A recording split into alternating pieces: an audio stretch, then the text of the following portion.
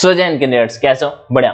देखो डेफिनेटली आप सभी upcoming exam navy navy SSR और नेवी एमआर वहीं पे बीएसएफ आरओआरएम के पेपर को ध्यान में रखते हुए जीके का ज्योग्राफी का मोस्ट इंपॉर्टेंट सेशन डिस्कस करने वाले हैं। क्वेश्चन फॉर्मेट में है बट हम आपको पहले थोड़ा सेशन के बारे में बता देते हैं, फिर सेशन स्टार्ट करते हैं। और जो अपकमिंग एयरफोर्स वाई ग्रुप का पेपर आएगा उसके लिए भी महत्वपूर्ण सीरीज होने वाली है, तो डेफिनेटली हम लगभग 150 से 200 क्वेश्चन डिस्कस करेंगे और सारा का सारा ज्योग्राफी कवर करने की कोशिश करेंगे। ठीक है, और नेवी के अगर एग्जाम में बात कर लेता हूं तो लगभग 3 से 4 क्वेश्चन आपको देखने को मिल जाएंगे। बीएसएफ के पेपर में अगर बात कर लेता हूं तो 1 से 2 क्वेश्चन केवल देखने को मिलेंगे, और एयरफोर्स वाई ग्रुप के पेपर की बात कर लेता हूं तो 1 से 2 क्वेश्चन देखने को मिलेंगे। तो बेसिकली नेवी के पेपर के पॉइंट ऑफ व्यू से काफी इंपॉर्टेंट है क्योंकि यहाँ पे ज्यादा क्वेश्चंस आते हैं। और कोई एसएससी का एग्जाम दे रहे हो या फिर आप दिल्ली पुलिस की तैयारी कर रहे हो तो भी आप ये देख सकते हो। स्टार्ट करते हैं। स्टार्ट करने से पहले बता देता हूँ लैंग्वेज हिंदी होने वाली, बट मैं कोशिश करूंगा चीजों को इंग्लिश में कन्वर्ट करने की। पीडीएफ आपको टेलीग्राम चैनल ऑनलाइन एजुकेशन पे मिलेगी प्रैक्टिस के लिए, वहां पे आप अपना, और मैं इसकी क्विज भी आपको कराऊंगा। टेलीग्राम पे इसका क्विज भी होगा ऑनलाइन एजुकेशन पे, तो डेफिनेटली आप सभी उसका पार्टिसिपेट मतलब उसमें ज्वाइन कर लीजिएगा। पीडीएफ वहीं पे आपको देखने को मिल जाएगा। काफी सारा एग्जाम रिलेवेंट कंटेंट भी आपको वहां पे देखने को जरूर मिलता है। चलते हैं और डिस्कस करते हैं। ठीक है, कोई क्वेरी कोई डाउट, बहुत सारे आपसे भी क्वेश्चन पूछूंगा, कोशिश करना कि बताना। ठीक है, इग्नोर मत करना, और नोट्स चाहे बनाओ चाहे मत बनाओ क्योंकि मैं पीडीएफ दे दूंगा तो आप रिवाइज कर लेना और चीजों को काफी रिलेट करके याद करेंगे जिससे आप भूलो मत। ठीक है, अब आगे बढ़ते हैं, यहाँ पे डिस्कस करते हैं। क्वेश्चन नंबर फर्स्ट अपने सामने आ चुका है यहाँ पे। ठीक है, क्वेश्चन नंबर फर्स्ट अपने सामने आ चुका है कि जो आकाश गंगा होती है किस रूप में वर्गीकृत किया गया है। जो एक आकाश गंगा है ना, मैं देखो सबसे पहले बता दूं तो लगभग शुरू के जो क्वेश्चन होंगे 40 to 50 क्वेश्चन होंगे जो वो आपका जियोग्राफी में वर्ल्ड जियोग्राफी से होंगे। वर्ल्ड जियोग्राफी में ऐसे नहीं, मतलब वो एक बिग लेवल पे सबसे लंबी पर्वतमाला कहाँ की है, एंडीज पर्वतमाला, जिसका कभी एंड ना हो, ऐसे क्वेश्चन हम डिस्कस करेंगे। ठीक है, और ये जैसे वर्ल्ड ज्योग्राफी में ही तो आपका आ जाता है, ग्रह पूछ लेता है कौन सबसे बड़ा है, भोर का तारा, सांझ का तारा, ग्रह दूरी के अनुसार बता दीजिए। ठीक है, तो ऐसे करके हम ये पहले डिस्कस करेंगे, उसके बाद फिर हम आगे चलेंगे। तो जो अपनी आकाश गंगा है ना, ठीक है, जैसे तारे हैं, बहुत सारे तारे हैं, मान लो ये स्टार है। ठीक है, जैसे अपने स्टार अलग अलग स्टार है, इन्हीं स्टारों का जो समूह होता है ना, ग्रुप होता है जो स्टार का, ठीक है, इन्हीं को हम आकाश गंगा कहते हैं। और हमारा पूछ लिया क्वेश्चन यहाँ पे कि जो आकाश गंगा है ना उसे किस रूप में वर्गीकृत किया जाता है। अनियमित, आप सभी देखते ही बताते हो कि भैया ये नहीं हो सकता है, उपरोक्त में से कोई नहीं होगा। अंडाकार, अंडाकार नहीं होता है, इसका साइज जो होता है, ठीक है, ये सर्पिलाकार होता है। कैसा होता है? सर्पिलाकार होता है। इसका right answer option number B हो जाएगा। कोशिश करना अपने से स्कोर बताना कितना क्वेश्चन रहा है यहाँ पे, कितने मतलब आपका स्कोर हुआ। जो क्वेश्चन पूछूंगा टाइम से बताते रहना, गलत और सही के चक्कर में मत पड़ना भैया, मतलब पहले तो कोशिश करना कि सही बताना, बट नहीं आ रहा है तो परेशान मत होना। पृथ्वी का सबसे निकटतम तारा कौन सा है?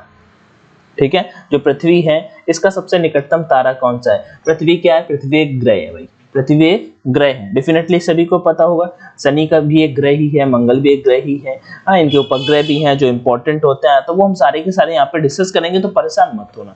पृथ्वी के सबसे निकटतम तारा कौन सा है? तो सूर्य है। ठीक है, सूर्य के प्रकाश को पृथ्वी तक आने में कितना समय लगता है? 8.16 सेकेंड। चलो 8 मिनट 16 सेकेंड, वैसे 500 सेकेंड हो जाता है। निम्न में से कौन खगोलीय पिंड सौर मंडल में शामिल होते हैं? सौर मंडल जैसे है अपना, ठीक है, कौन कौन सी चीजें इसमें शामिल होती हैं? तो सन तो होता ही है, क्षुद्र ग्रह भी होते हैं और उल्का पिंड भी होते हैं। ठीक है, उल्का क्या होता है वो मैं आपको, जैसे आपको ये जानना है भैया क्षुद्र ग्रह क्या होता है, तो क्षुद्र ग्रह मैं बता देता हूँ आप सभी को। जैसे मंगल है, मंगल हो गया, ठीक है, मंगल जैसे आप मार्स बोलते हो, जुपिटर हो गया, इनकी कक्षाओं के बीच में पाए जाने वाले छोटे छोटे से कण, उन्हीं को हम बोलते हैं क्षुद्र ग्रह। उल्का पिंड क्या होते हैं? उल्का पिंड क्या होते हैं? जो क्षुद्र ग्रह के भाई टुकड़े होते हैं ना, ठीक है, क्षुद्र ग्रह के जो टुकड़े होते हैं, एक धूमकेतु होता है, उनके द्वारा मतलब छोड़े गए कण, ठीक है, उन्हीं को हम बोलते हैं उल्का पिंड। तो इसका right answer option number D हो जाएगा। आगे बढ़ते हैं यहाँ पे नेक्स्ट क्वेश्चन की ओर। मैं पता है ऑफलाइन ऑनलाइन में मैंने पोलिंग कराई थी, ऑफलाइन वाले 50%, 51% था, 49% था। ऑफलाइन का प्लान इस वजह से किया क्योंकि ऑनलाइन में पता नहीं किस टाइम कैसे क्या इंटरनेट का रहा सिस्टम, इस वजह से, और दूसरी बार टाइम बहुत कम लगेगा ऑनलाइन वाले की तुलना में। आकार के अनुसार सौरमंडल का सबसे छोटा ग्रह कौन सा है?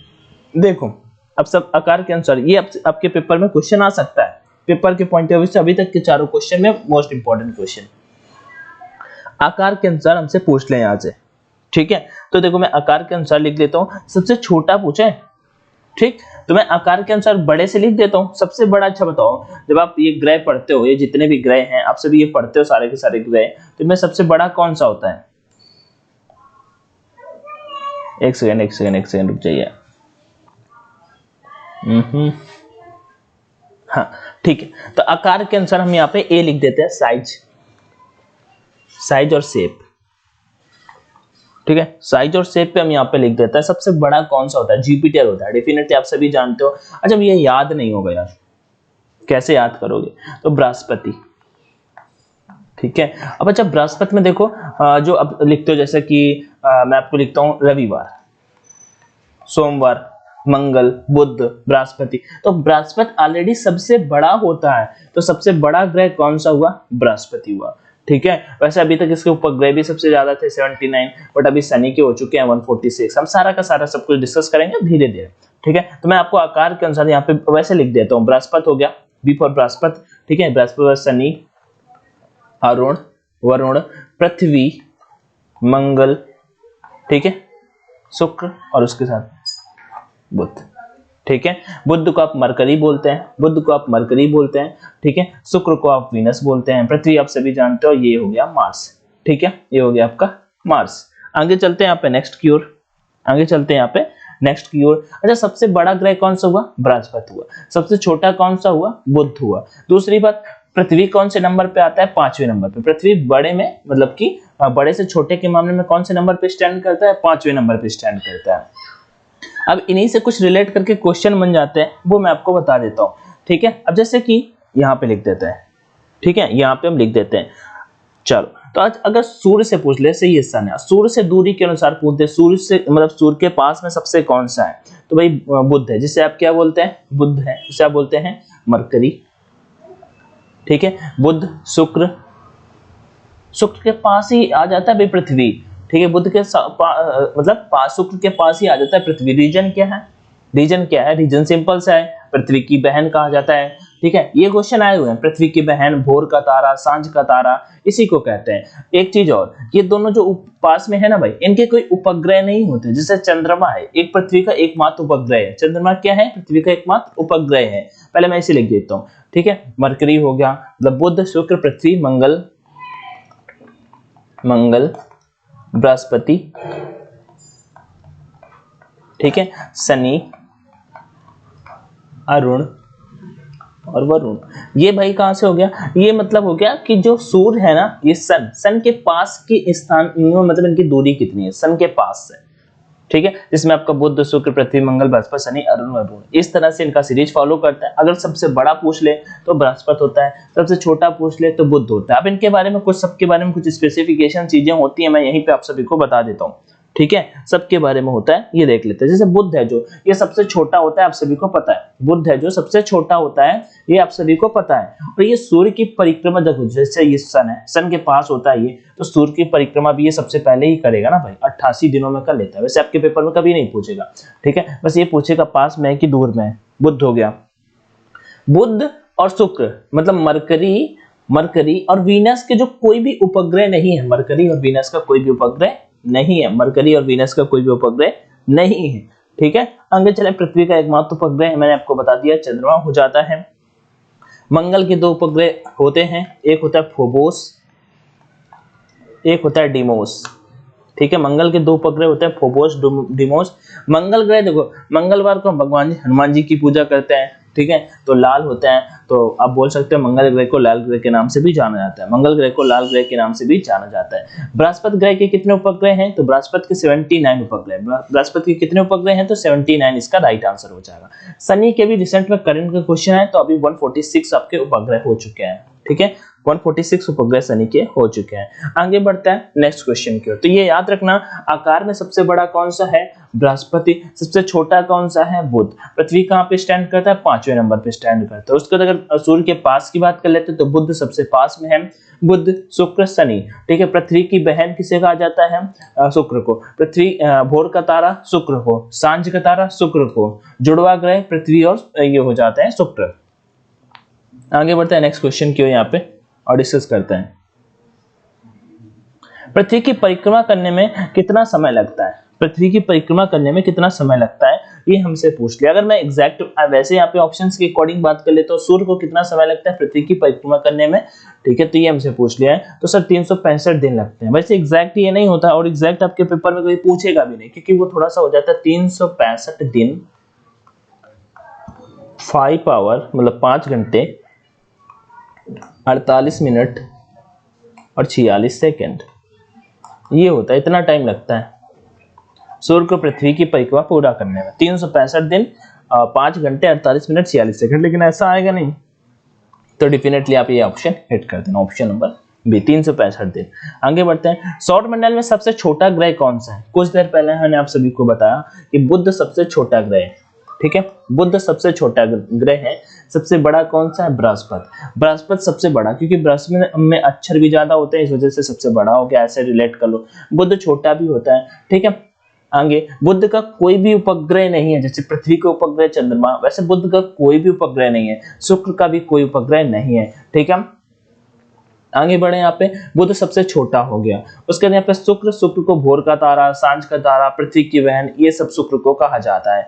आगे यहाँ पे बात कर लेते हैं, ये हो गया शनि ग्रह, ठीक है। बृहस्पति बड़े के मामले में अगर बात कर लेते हैं तो बृहस्पति के बाद शनि दूसरे नंबर पे स्टैंड करता है। मंगल ग्रह को लाल ग्रह के नाम से भी हम जानते हैं, मंगल ग्रह को लाल ग्रह के नाम से भी जानते हैं। चलो अगला क्वेश्चन है, सूर्य के प्रकाश को पृथ्वी तक पहुंचने में कितना समय लगता है। सूर्य के प्रकाश को पृथ्वी तक पहुंचने में कितना समय लगता है, ये हमसे पूछ लिया, तो हम इसे यहाँ पे डिस्कस कर लेते हैं, रुकिएगा। हाँ, तो ये तो बिल्कुल सरल सा है, 500 सेकेंड होता है, 8.16 मिनट हो जाएगा इसका राइट आंसर। आगे बढ़ते हैं, यहाँ पे निम्न में से किस तिथि को पृथ्वी एवं पृथ्वी तथा सूर्य के अत्यधिक, मतलब जो पृथ्वी है ना वो सूर्य के पास होती है, किस तिथि को। ये देखो ऑप्शंस है, सिंपल से मैं बताऊं, देखो आपका जो ईयर स्टार्ट होता है वो कब से होता है, जनवरी से स्टार्ट होता है। तो जब पास होती है ना भाई तो वो जनवरी होता है, और जब दूर होती है ना वो जुलाई होता है। तारीख भी बिल्कुल सेम होती है, देखो 3 के बाद 1 बढ़ा दिया तो पहले 3 आएगा फिर 4 आएगा, बात खत्म हो गई, ठीक है। अब यहाँ पे एक बात मैं आप सभी को और बता देता हूँ, जो 3 जनवरी को होता है ना सूर्य पृथ्वी के पास में, इसे क्या बोला जाता है ये आप सभी को पता होना चाहिए, ठीक है। जब पास होता है, ठीक है, जो क्वेश्चन है उसे हम उपसौर बोलते हैं, उपसौर। और जब दूर होता है, जब दूर होता है तो उसे अपसौर बोलते हैं, अपसौर बोलते हैं जब दूर होता है, अपसौर, ठीक है। उपसौर हो गया, अपसौर हो गया, ठीक। जो 3 जनवरी को पास में होता है तो उसे हम बोलते हैं उपसौर, 4 जुलाई को दूर में होता है तो हम उसे बोलते हैं अपसौर, ठीक है। समझ में आया, उ मतलब उप मतलब पहले, हाँ, अप मतलब बाद में, ठीक है। ऐसे भी आप रिलेट करो, उप मतलब पहले और अप मतलब बाद में, ऐसे करके आप रिलेट करके याद कर लो। पृथ्वी एवं सूर्य के बीच की दूरी अत्यधिक निकट कब होती है, तो 3 जनवरी को, दूर कब होती है 4 जुलाई को। और बस आपको क्या याद करना है, कुछ नहीं, J for January, J for जुलाई, और पहले जनवरी आता है फिर जुलाई, अगर निकट की बात कर लेता है तो 3 जनवरी, दूर की बात कर लेता है 4 जुलाई।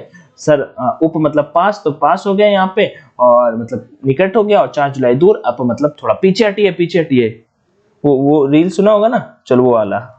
आगे चलो यहाँ पे नेक्स्ट की ओर बढ़ते हैं और डिस्कस कर लेते हैं। अच्छा, अगर चलो नहीं, अगर पूछ लेता है इनकी लगभग हाई, वो कितना दूर पास होता है, तो 1470 लाख किलोमीटर होता है, इधर लगभग 1520 लाख किलोमीटर लगभग होता है, ठीक है। आगे चलते हैं नेक्स्ट क्वेश्चन की ओर, यहाँ पे देखते रहना, कोई दिक्कत नहीं, इजिली अपन पेपर में हिट कर पाओगे, फिर आप फंसोगे नहीं एक भी।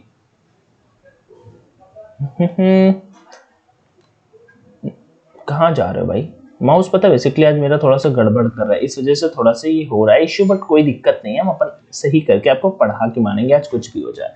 वसंत विषु की स्थिति कब होती है। अच्छा, जो ये मतलब ऋतुएं होती है ना भाई, बेसिकली 4 होती है, ठीक है, 4 होती हैं। तो हमें पूछ लिया वसंत वाला टाइम कब होता है, बस बात करता हूँ। मैं आपको चारों समझा देता हूँ अच्छे से। पहले तो एक आता है वसंत, वसंत को हम बी से लिख देते हैं, बसंत हो गया। फिर उसके बाद आता है ग्रीष्म, ग्रीष्म, और उसके बाद आपका आता है शरद, और उसके बाद आपका आता है शीत। अच्छा, शीत कब होता है, शीत वाली सर्दी कब होती है, जब बहुत जाड़ा होता है, ठीक है। तो बसंत आपका आता है भाई मेरे मार्च वाले टाइम में, बसंत कब आता है, मार्च वाले टाइम में, ठीक। गर्मी सबसे ज्यादा कब पड़ती है, अच्छा बताओ, गर्मी भयंकर वाली कब होती है, जून जुलाई में होती है ना, तो जून इसका हो जाएगा। ग्रीष्म में क्या हो गया, जून हो जाएगा। शरद कब होती है, सर्दी कब होती है, चेक अंदाजे लगाओ, ठीक है। सर्दी ज्यादा मतलब कब होने लगती है, ये मतलब ज्यादा नहीं पूछा, शरद, क्योंकि शीत उससे ज्यादा होता है ना, शरद से ज्यादा शीत होता है, तो शरद सर्दी मतलब जब स्टार्ट होती है तभी होगा आपका तो सितंबर अक्टूबर टाइम, तो सितंबर सितंबर इसका राइट आंसर हो जाएगा। और शीत कब हो जाएगा, शीत आपका दिसंबर हो जाएगा। बस अगर ये आपको चारों पता थे तो आप इस क्वेश्चन को देखते ही थोड़ा अंदाजा से कर सकते हैं कि भैया वसंत का टाइम पूछा है, वसंत तो मार्च में होता है तो 21 मार्च हो जाएगा।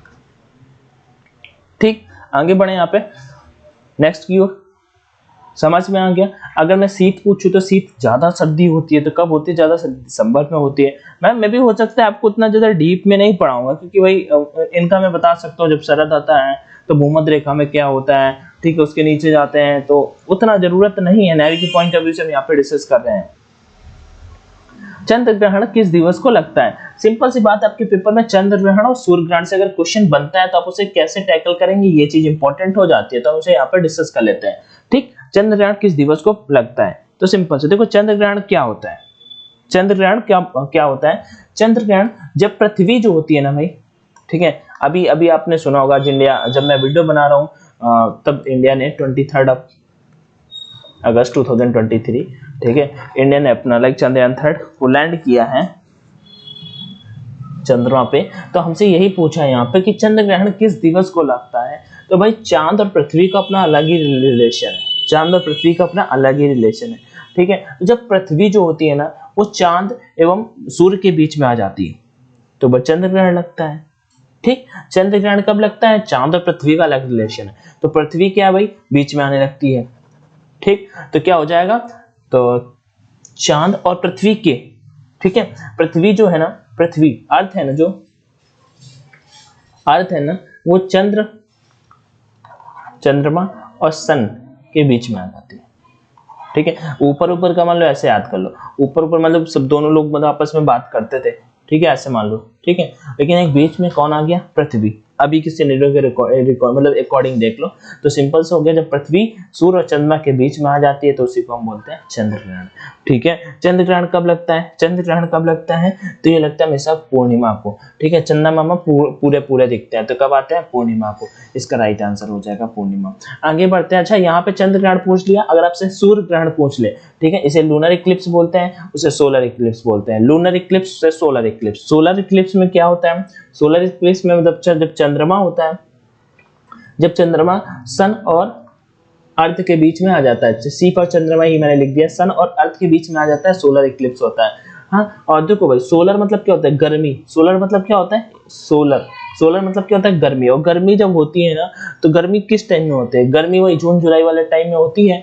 तो उससे जब जून जुलाई वाले टाइम में होते हैं, तो जून जुलाई वाले टाइम का सीजन क्या होता है, आम का सीजन होता है। आम उसी टाइम तो आता है भाई, ठीक है, गाँव के लोग थोड़ा ज्यादा रिलेट कर पाएंगे, ठीक है, क्योंकि मैं खुद रिलेट कर पा रहा हूँ। तो आम, तो अगर पूछ देता है सूर्य ग्रहण में क्या होता है, तो अमावस्या होती है, अमावस्या। चंद्र ग्रहण में क्या होता है, पूर्णिमा, पूरा चांद दिखता है, पूर्णिमा। जब एक पता है तो डेफिनेटली पूर्णिमा और अमावस्या ही होती है। तो सोलर में क्या हो जाता है, अमावस्या हो जाती है।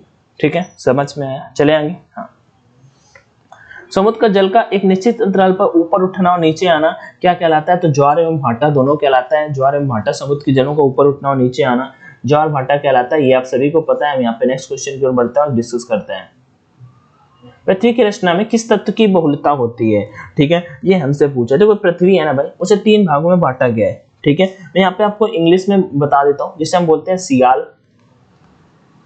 ठीक है, सियाल, और एक को बोलते हैं सीमा निफे, सियाल, सीमा, निफे। अगर इंग्लिश में अगर मैं इनकी बात कर लेता हूँ तो ऊपर वाले को बोलते हैं क्रस्ट, नीचे बीच वाले को बोलते हैं मेंटल, बीच वाले को बोलते हैं मेंटल। और अबे अनी से सुनो, अनी से बोल दो कि अगरबत्ती जला दे, और मच्छर बहुत लग रहे हैं। अंशु को ठीक, मेंटल और निफे को हम बोलते हैं यहाँ पे भाई कोर। ठीक है, निफे को हम बोलते हैं यहाँ पे कोर। तो ये तीनों चीजें हो गई। अब सियाल, सीमा, निफे, तो क्रस्ट, मेंटल, कोर। ओके, ये पृथ्वी की 3 परतें होती हैं। अच्छा, ये सियाल होता है ना भाई, ऊपर से 100 किलोमीटर तक इसकी लगभग लंबाई होती है। ठीक है, 100 किलोमीटर तक इसकी लंबाई होती है, नीचे तक मतलब ऊपर से। और उसका मेंटल जो होता है वो 100 से 2900 किलोमीटर होता है, 100 से 2900 किलोमीटर तक होता है, 100 से 2900 किलोमीटर तक। और निफे जो होता है 2900 से 64, ये आपसे पूछेगा नहीं। सियाल, सीमा, निफे 3 परतें होती हैं, आपको बस इतना पता होना चाहिए। और इनमें क्या क्या पाया जाता है तो मैं आपको ट्रिक से बता देता हूँ। यस फॉर देखो सियाल में यस आ रहा है और ला भी आ रहा है, ठीक है। यस आई मतलब हो जाएगा सिलिका, एसएल से एसएल तो सिलिका हो गया, सिलिका और एल्यूमिनियम की मात्रा पाई जाती है इसमें, ठीक है। सियाल में सिलिका और एल्यूमिनियम की मात्रा पाई जाती है, यहाँ पे लिख देता हूँ, रुकिएगा। सियाल, सियाल में आपका यस आई मान लो सिलिका हो गया और लास्ट में और एल एल्यूमिनियम पाया जाता है, खत्म, ठीक। पहली परत में क्या प्रचुर मात्रा में पाया जाता है, ये जो धातुएं हैं, ठीक है, उनकी बात हम यहाँ पे करें, सिलिका और एल्यूमिनियम की प्रचुर मात्रा पाई जाती है। दूसरा मैं अगर बात कर लेता हूँ सीमा, ठीक है, सीमा जिसे मेंटल बोलते हैं, सीमा की अगर बात कर लेता हूँ तो देखो सिंपल सी बात है, मैंने यस आई एम ए लिखा सीमा, तो सी फॉर क्या हो गया, सी फॉर क्या हो गया सिलिकॉन, एस आई मतलब हो गया सिलिकॉन और एम ए मतलब मैग्नीशियम, एल मतलब एम ए मतलब मैग्नीशियम, एस आई मतलब क्या हो गया सिलिकॉन और एम ए मतलब मैग्नीशियम, ठीक है। तो S I plus M A याद रखना यार, एम ए वैसे एम जी होता है लेकिन प्रतीक, लेकिन S I plus M A ऐसे आप रिलेट करोगे तो आपको याद रहेगा, ये चीज समझ में आई। तीसरा जो होता है आपका निफे, ठीक है, जैसे आप कोर बोलते हो, इसमें एन फॉर निफे मतलब एन फॉर निकल हो जाएगा और निकल के साथ में लोहा आप अपने आप से रिलेट कर लेना क्योंकि एफ से बनेगा नहीं, ठीक है, एफ से बनेगा नहीं। चाहो तो मैं बना दूं क्योंकि एन आई एफ ई लिखते हैं निफे, ठीक है, एन आई एफ एन आई निकल हो गया और एफ ई तो लोहा होता ही है, एफ ई तो लोहा का प्रतीक है ना भाई मेरे, लोहा का प्रतीक है एफ ई, तो इस तरह से हम इसे भी रिलेट कर लेंगे। तो पृथ्वी की रचना में किस तत्व की बहुलता होती है, तो यहाँ पे पृथ्वी जो है उसमें किस तत्व की बहुलता होती है, 16 नंबर पे पूछ लिया हमसे, तो इसका आंसर आप सभी कमेंट में बताओगे। हर एक 15 to 20 नंबर पे हम एक क्वेश्चन आपसे पूछेंगे, वो आप सभी को बताना होगा। पृथ्वी के कुल भाग के कितने % क्षेत्र पर जल है, ये हमसे पूछ लिया है, तो 70.8% भाग पर जल है, ठीक है, 71.8% भाग पर जल है। ये आप सभी के लिए काफी इजी सा क्वेश्चन था।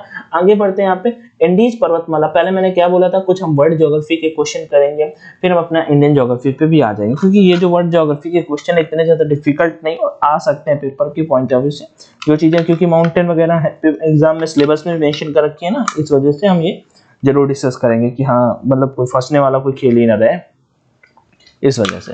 चलो तो क्या हुई, एंडीज पर्वतमाला कहाँ पे, एंडीज पर्वतमाला भाई देखो जिसका कभी एंड ना हो, एंडीज पर्वतमाला ऐसी पर्वतमाला जिसका कभी एंड ना हो, ठीक है, तो ये हो जाती है, सबसे पुरानी भी है, जैसे भारत में अरावली है, राजस्थान में पड़ती है, पंजाब क्षेत्र में पड़ती है, तो ये हरियाणा में आ जाती है। तो वो हमसे पूछे यहाँ पे कि एंडीज पर्वतमाला कहाँ पे है, तो एंडीज पर्वतमाला है वो दक्षिण अमेरिका में, ठीक है, एंडीज पर्वतमाला कहाँ पे है, दक्षिण अमेरिका में, ठीक है। आगे चलते हैं यहाँ पे, कुछ अच्छा पर्वतमाला ही मैं आपको बता देता हूँ, जैसे कि रॉकी अगर आपसे पूछ लेता है, ठीक है, रॉकी, रॉकी कहाँ की पर्वतमाला है, तो अमेरिका की है। वैसे अमेरिका में भी उत्तरी अमेरिका की है, लेकिन आपको ज्यादा ना समझ में आए तो आप सीधा केवल इसी से याद कर लेना, रॉकी पर्वतमाला कहाँ की है, अमेरिका की है, रॉकी कहाँ की है, अमेरिका की है, ठीक है। या फिर ऐसे याद कर लो, जो रॉक होती है ना, चट्टाने जो होती है ना, बड़े बड़े लोगों के घर देखोगे ना, अमीर लोगों के घर देखोगे ना भाई, तो रॉक से मतलब चट्टानों पे बोलो चट्टाने टाइप में होती है, थोड़ा यूनिक टाइप का होता है उनका घर बना होता है। अपन लोग क्या होता है नॉर्मल ईंट ईंट का घर बना हुआ है, कुछ लोगों का वो थोड़ा स्टैंडर्ड जैसे दिखता है 3D टाइप में बना दिया, तो ऐसे अमेरिका हो जाएगा रॉकी, ठीक है। आगे चले यहाँ पे, हिमालय तो डेफिनेटली आप सभी जानते हो, हिमालय की सबसे ऊंची चोटी कौन सी है, एवरेस्ट है, हिमालय की सबसे ऊंची चोटी कौन सी है, एवरेस्ट है, ठीक है। आगे बढ़े यहाँ पे, काकेशस एक हो जाता है, काकेशस कहाँ पे है, काकेशस चोटी कहाँ पे, काकेशस तो ये यूरोप में है, कहाँ पे, यूरोप में, पूछेगा नहीं ये वाला, चलो हटाओ, ठीक है। तो दक्षिण अमेरिका हो गया। अगला है माउंट अल्बर्ट किस पर्वत श्रृंखला की सबसे ऊंची चोटी है, माउंट अल्बर्ट, ये हमसे यहाँ पे पूछ लिया, कोई दिक्कत नहीं है, सिंपल सा ऑप्शन है, रॉकी, आल्पस, एंडीज और कॉकेसस। मैंने आप सभी को दो तो अभी बता ही दिए, 90, हाँ ठीक है, यहाँ पे 90 नंबर पे। तो माउंट अल्बर्ट है किस पर्वत श्रृंखला की सबसे ऊंची चोटी है, तो ये रॉकी पर्वतमाला की सबसे ऊंची चोटी है। तो माउंट अल्बर्ट अगर पूछ ले कहाँ पे पड़ता है, तो डेफिनेटली आपको पता है सर रॉकी कहाँ पे है, रॉक मतलब अमीर लोगों की जो चट्टाने होती हैं रॉक होते हैं, या फिर ऐसे याद कर लो वो नहीं है द रॉक, द रॉक, अबे भाई क्या है वो जो फाइटिंग एटिंग करता है, रेसलिंग बचपन में देखा करते थे, रियल समझते थे, वही द रॉक, ठीक, तो वो है द रॉक को हम क्या बोलते हैं, वो अमीरी है ना, तो अमेरिका में है, ऐसे याद कर लो। आई थिंक वो यूएस से बिलोंग भी करता है, तो ऐसे ऐसे रिलेट करके याद कर लो। आगे, अफ्रीका की सबसे ऊंची चोटी का क्या नाम है, 20 नंबर, काफी इंपॉर्टेंट है, पता होना चाहिए अफ्रीका की, 20 नंबर, अफ्रीका की सबसे ऊंची चोटी का क्या नाम है, तो किलिमंजारो, ठीक, किलिमंजारो है जो अफ्रीका के मतलब वो जैसे भारत आ जाता है तो तंजानिया में, किलिमंजारो तंजानिया में अवस्थित है। आगे इसमें पता ज्यादा डीप में जानबूझ के नहीं जा रहा हूँ, क्योंकि फिर वो पूछेगा नहीं, एटलस वहीं की हो जाती है। काकेशस अभी यूरोप का बताया था। इसकी दूसरी सबसे ऊंची चोटी कौन सी है? डेफिनेटली पहले तो आप सभी जानते हो, पहले तो आपका एवरेस्ट हो गई। एवरेस्ट ये हम मेंशन कर रखा है, एवरेस्ट है 8,848 मीटर इसकी लंबाई। लेकिन आपसे पूछा है दूसरी कौन सी है, इसकी सबसे दूसरी ऊंची चोटी कौन सी है, ये आपसे पूछ लिया है 21 नंबर पे। ठीक है, तो डेफिनेटली इजी क्वेश्चन है यहाँ पे K2 हो जाएगा, जिसे आप गॉडविन ऑस्टिन के नाम से भी जानते हो। ठीक है, गॉडविन ऑस्टिन के नाम से जानते हो। ये भारत चीन सीमा पे बॉर्डर पे स्थित है, भारत चीन बॉर्डर पे स्थित है। और अगर इसके बात कर लेता हूँ, तो अगर इसके वो लंबाई की बात कर लेता हूँ, मतलब ऊंचाई की, तो 8,611 मीटर, 8,611 मीटर। कंचनजंगा अगर पूछ लेता है भाई, कभी कभी आप कैंडिडेट कंफ्यूज हो जाते हैं। कंचनजंगा है सिक्किम में, ठीक है, भारत की तीसरी सबसे ऊंची चोटी। ठीक है, सिक्किम पे है कंचनजंगा, कंचन लिख देता हूँ, कंचनजंगा आपका वन्य जीव अभ्यारण्य भी है, सिक्किम में पड़ता है, और तीसरी भारत की सबसे ऊंची चोटी है। कैलाश सबसे भी जानते ही हो, ठीक है, भगवान शिव की, मतलब शिव से संबंधित है, और भारत में हिंदू धर्म की आस्था का प्रतीक है। चीन तिब्बत बॉर्डर में, मतलब चीन तिब्बत में अवस्थित है ये। ठीक, आगे चलो। माउंट मैकाले में डेफिनेटली आप सभी के साथ मैं आई थिंक डिस्कस कर चुका हूँ। उत्तरी अमेरिका में माउंट मैकाले भी, इसे आपको नहीं याद करने की जरूरत है, और डेफिनेटली चीजें आपको बताता चलूंगा, नहीं तो फिर आप ज्यादा कुछ करने के चक्कर में टाइम पे वो चीज नहीं कर पाओगे, इस वजह से मैं बता रहा हूँ। हाँ चलो, ये एक सेकंड रुकना, थोड़ा सा जूम कर लिया जाए, फिर बढ़ते हैं। और गाइस पूरा देखना, ठीक है, देखना, लीव करके मत जाना। अब डेफिनेटली आपके लिए सेशन हेल्पफुल होगा। आप जिस दिन एग्जाम दे के आओगे, आपको मैं डेफिनेटली चीजें मिलवा दूंगा, तो आप परेशान मत होना। अगर ऐसा कुछ एग्जाम में अगर ज्योग्राफी से डेफिनेटली क्वेश्चन तो ज्योग्राफी से आएंगे, तो ये तो है नहीं कि भैया ज्योग्राफी से क्वेश्चन नहीं आएंगे, क्योंकि 20 क्वेश्चन आने हैं। मैं हर एक कल पॉलिटी डिस्कस करूंगा। कौन सी चोटी ज्वालामुखी अभिक्रिया के लिए विख्यात है? ज्वालामुखी के लिए कौन सी है? तो डेफिनेटली जानते हो, ज्वालामुखी उद्गार सबसे ज्यादा कहाँ पे? जापान साइड में होता है। ठीक है, तो फ्यूजियामा हो जाएगा इसका राइट आंसर। फ्यूजियामा कहाँ पे? जापान में। काकेशस कहाँ पे? यूरोप में। ठीक है, यूरोप एक महाद्वीप है, यूरोप एक महाद्वीप है, 7 महाद्वीप है। सबसे बड़ा महाद्वीप कौन सा है? सबसे बड़ा महाद्वीप कौन सा है? एशिया। ठीक, और सबसे छोटा कौन सा है? ऑस्ट्रेलिया। सबसे छोटा कौन सा है? ऑस्ट्रेलिया। ठीक है, जाओ। K2 गॉडविन ऑस्टिन हम डेफिनेटली डिस्कस कर चुके हैं। ठीक है, भारत की सबसे ऊंची चोटी है, जम्मू एंड कश्मीर में पड़ती है। किलिमंजारो आपका अफ्रीका में है, अफ्रीका के तंजानिया में। ठीक, आगे चलते हैं यहाँ पर नेक्स्ट क्वेश्चन की ओर। एकांगुआ की चोटी किस पर्वत श्रृंखला में स्थित है? जो क्वेश्चन ज्यादा महत्वपूर्ण हो सकता है आपके एग्जाम के पॉइंट ऑफ व्यू से, वो डेफिनेटली मैं आपको बताता चलूंगा। लेकिन हमसे यहाँ पे पूछ रहे हैं एकांगुआ की चोटी किस पर्वत श्रृंखला में स्थित है, तो डेफिनेटली एंडीज पर्वतमाला में है। और एंडीज पर्वतमाला कहाँ पे थी, इसका एंड ना हो, ठीक है, वो अफ्रीका में थी। ठीक है, तो ये हो जाएगा, आल्पस हो गया, काकेशस हो गया, ये दोनों यूरोप के हो गए।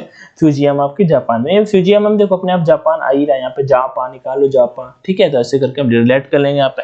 नेक्स्ट बढ़ते हैं।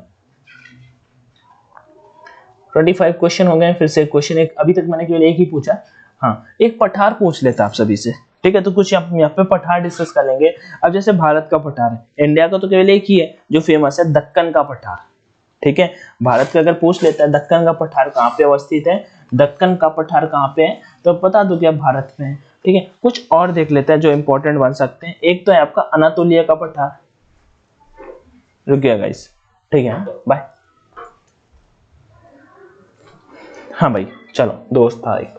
अनातोलिया का पठार हम कहाँ पे? तो अनातोलिया का पठार है आपका तुर्की में। सही है, अनातोलिया का पठार है तुर्की में। अगर मैक्सिको की बात कर लेते हैं, मैक्सिको में कोई पठार है?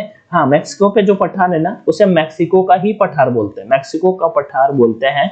जो मैक्सिको का पठार है, मैक्सिको का ही पठार है। ईरान में कोई पठार है? ईरान का ही पठार है। ईरान का जो अगर पूछेगा तो ईरान का पठार ही पूछेगा। फेमस जो है आप सभी के एग्जाम के पॉइंट ऑफ व्यू से, वो पूछता है ग्रीनलैंड का पठार, जो ग्रीनलैंड में ही है। पामीर का पठार सबसे ज्यादा पूछा जाता है, पामीर का पठार, पामीर का पठार सबसे ज्यादा पूछा जाता है, जो आपका तिब्बत में है। पामीर का पठार कहाँ पे है? तिब्बत में। सबसे ज्यादा पूछा जाता है पामीर का पठार कहाँ पे है, तो तिब्बत में। आगे अगर अमेरिका की बात कर लेते हैं, तो अमेरिका की भी 2 से 3 है, फेमस है, तो मैंने कहा चलो बात कर लेते हैं। एक पहला हो जाता है ग्रेट बेसिन पठार, ग्रेट बेसिन पठार। डेफिनेटली अमेरिका ग्रेट है अपने पॉइंट ऑफ व्यू से, तो या फिर अमीर लोग ग्रेट होते हैं, आप ऐसे याद कर लो। ग्रेट बेसिन, अमीर जो ग्रेट लोग होते हैं ना, उनका बेस अच्छा होता है, तभी वो अमीर है। ग्रेट लोगों का बेस अच्छा होता है, तो तभी वो अमीर है। ऐसे रिलेट करोगे, बार बार 1-2 बार देखोगे, आप खत्म कर दोगे। ठीक, आगे अगर बात कर लेते हैं, एक और होता है यहाँ पे कोलोराडो का पठार, कोलोराडो कोलोराडो कोलोराडो मान लो, कोलोराडो का पठार, हिंदी में गलत हो जाए तो इसके लिए सॉरी, ठीक है। ये भी अमेरिका के ही। अनातोलिया का पठार कहाँ पे है, तौलिया, ठीक है, तौलिया तौलिया, और तुर्की मैक्सिको, ईरान का पठार, अमेरिका ग्रेट बेसिन पठार, कोलोराडो का पठार, ईरान का पठार। पामीर का पठार सर कहाँ पे है, तो पामीर का पठार है आपका तिब्बत में, पामीर का पठार कहाँ पे, तिब्बत में, ठीक है। और दक्कन का पठार मैंने आप सभी के साथ डिस्कस ही कर लिया। अब हम आगे बढ़ते हैं नेक्स्ट क्वेश्चन की ओर और डिस्कस करते हैं।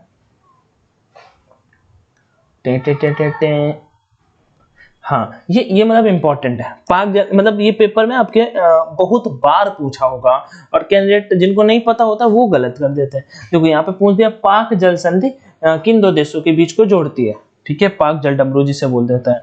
अब डेफिनेटली नहीं पता तो आप यहाँ ऑप्शन नहीं दे रखा, नहीं तो भारत और पाकिस्तान दे रखा होता। जिनको नहीं पता होता वो भारत और पाकिस्तान ही लगाते हैं, ठीक है, लेकिन भारत पाकिस्तान नहीं होगा इसका आंसर। पाक जल संधि तमिलनाडु पे पड़ते हैं, तो भारत और श्रीलंका के बीच में है, ठीक है, भारत और श्रीलंका के बीच में हो जाती है।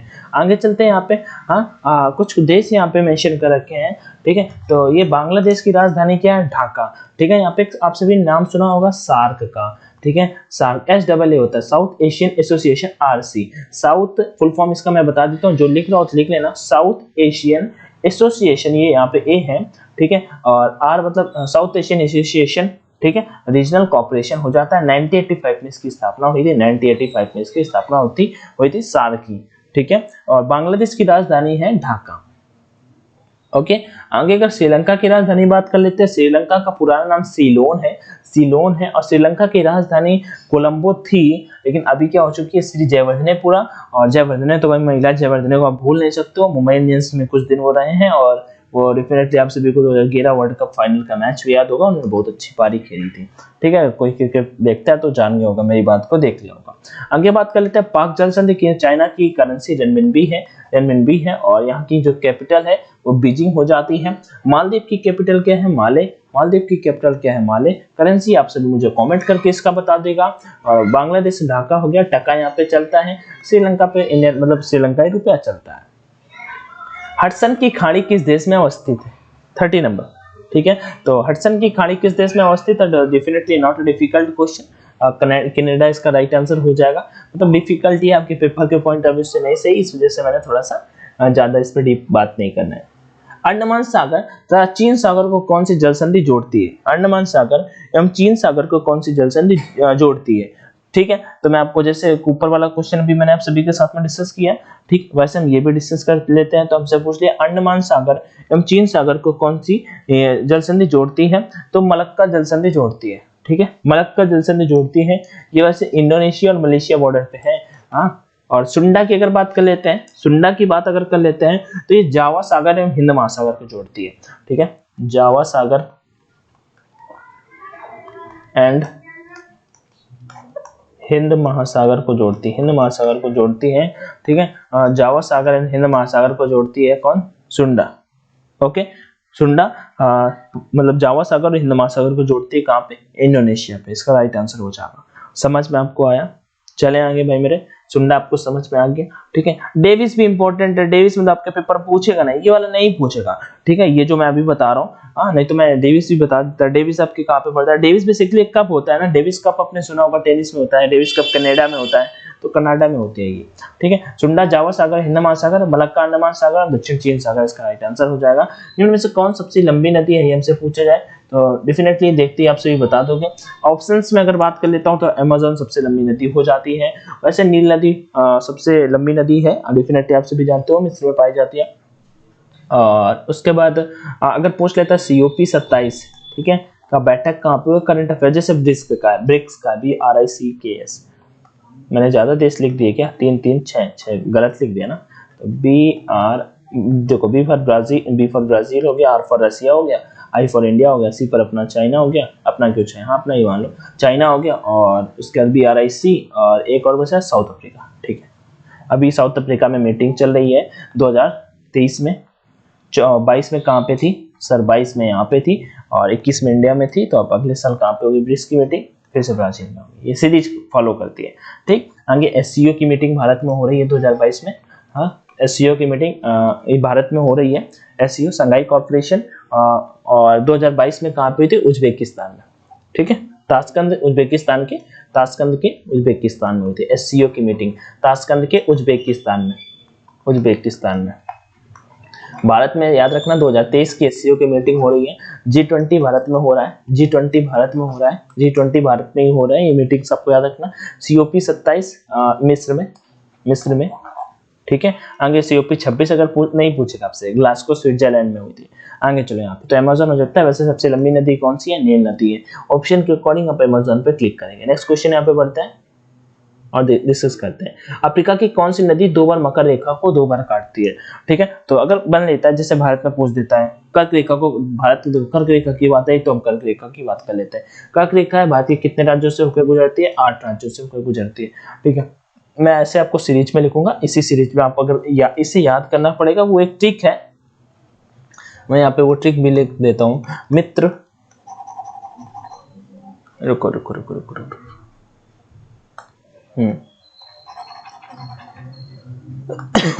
सॉरी भाई, हाँ एक यहाँ पे ट्रिक है, मैं लिख देता हूँ। मित्र पर गमछा झार। ठीक है, ऐसे कोई ट्रिक है, मुझे याद नहीं है, ठीक है, मुझे ट्रिक याद है। ठीक है, अब मैं आपको बताता हूँ। कर्क रेखा है भारत के 8 राज्यों से होकर गुजरती है।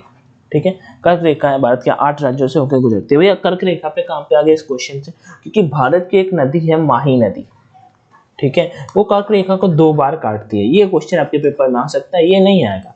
इसका अफ्रीका की कौन सी नदी 2 बार मकर रेखा को काटती है? तो लिम्पोपो नदी हो जाता है, लिम्पोपो नदी हो जाता है। ठीक है, तो मित्र पर गमछा जात, मैं इधर से आपको लिख देता हूँ। गुजरात, राजस्थान, मध्य प्रदेश, छत्तीसगढ़, झारखंड, पश्चिम बंगाल, त्रिपुरा, मिजोरम। 1 2 3 4 5 6 7 8 हो गए। यही सीरीज फॉलो करती है। गुजरात, राजस्थान, मध्य प्रदेश, छत्तीसगढ़, झारखंड, पश्चिम बंगाल, त्रिपुरा, मिजोरम। ठीक है, तो जो माही नदी है वो कर्क रेखा को 2 बार काटती है। कौन सी? माही नदी। अब माही नदी में अक्षर भी 2 हैं, 2 बार काटेगी। गुजरात, राजस्थान, मध्य प्रदेश, छत्तीसगढ़, झारखंड, पश्चिम बंगाल, त्रिपुरा, मिजोरम, इसका राइट आंसर है। आगे चले, यहाँ पे ग्रेट साल्ट कहाँ पे? लेक पूछ लिया। ग्रेट साल्ट यहाँ पे कहाँ पे? सिंपल से देखो, फिर से मैंने कुछ देर पहले बताया, ग्रेट लोग ज्यादा ग्रेट कौन समझता है अपने आप को? यूएसए समझता है। ठीक है, तो ग्रेट साल्ट झील कहाँ पे हो जाएगी?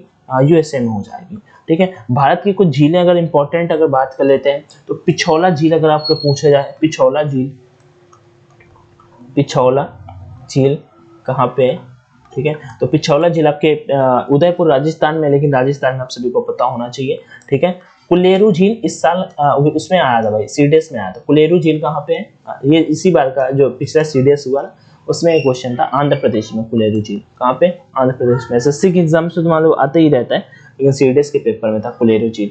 ठीक है, और डेफिनेटली आप सभी वो जानते ही होंगे।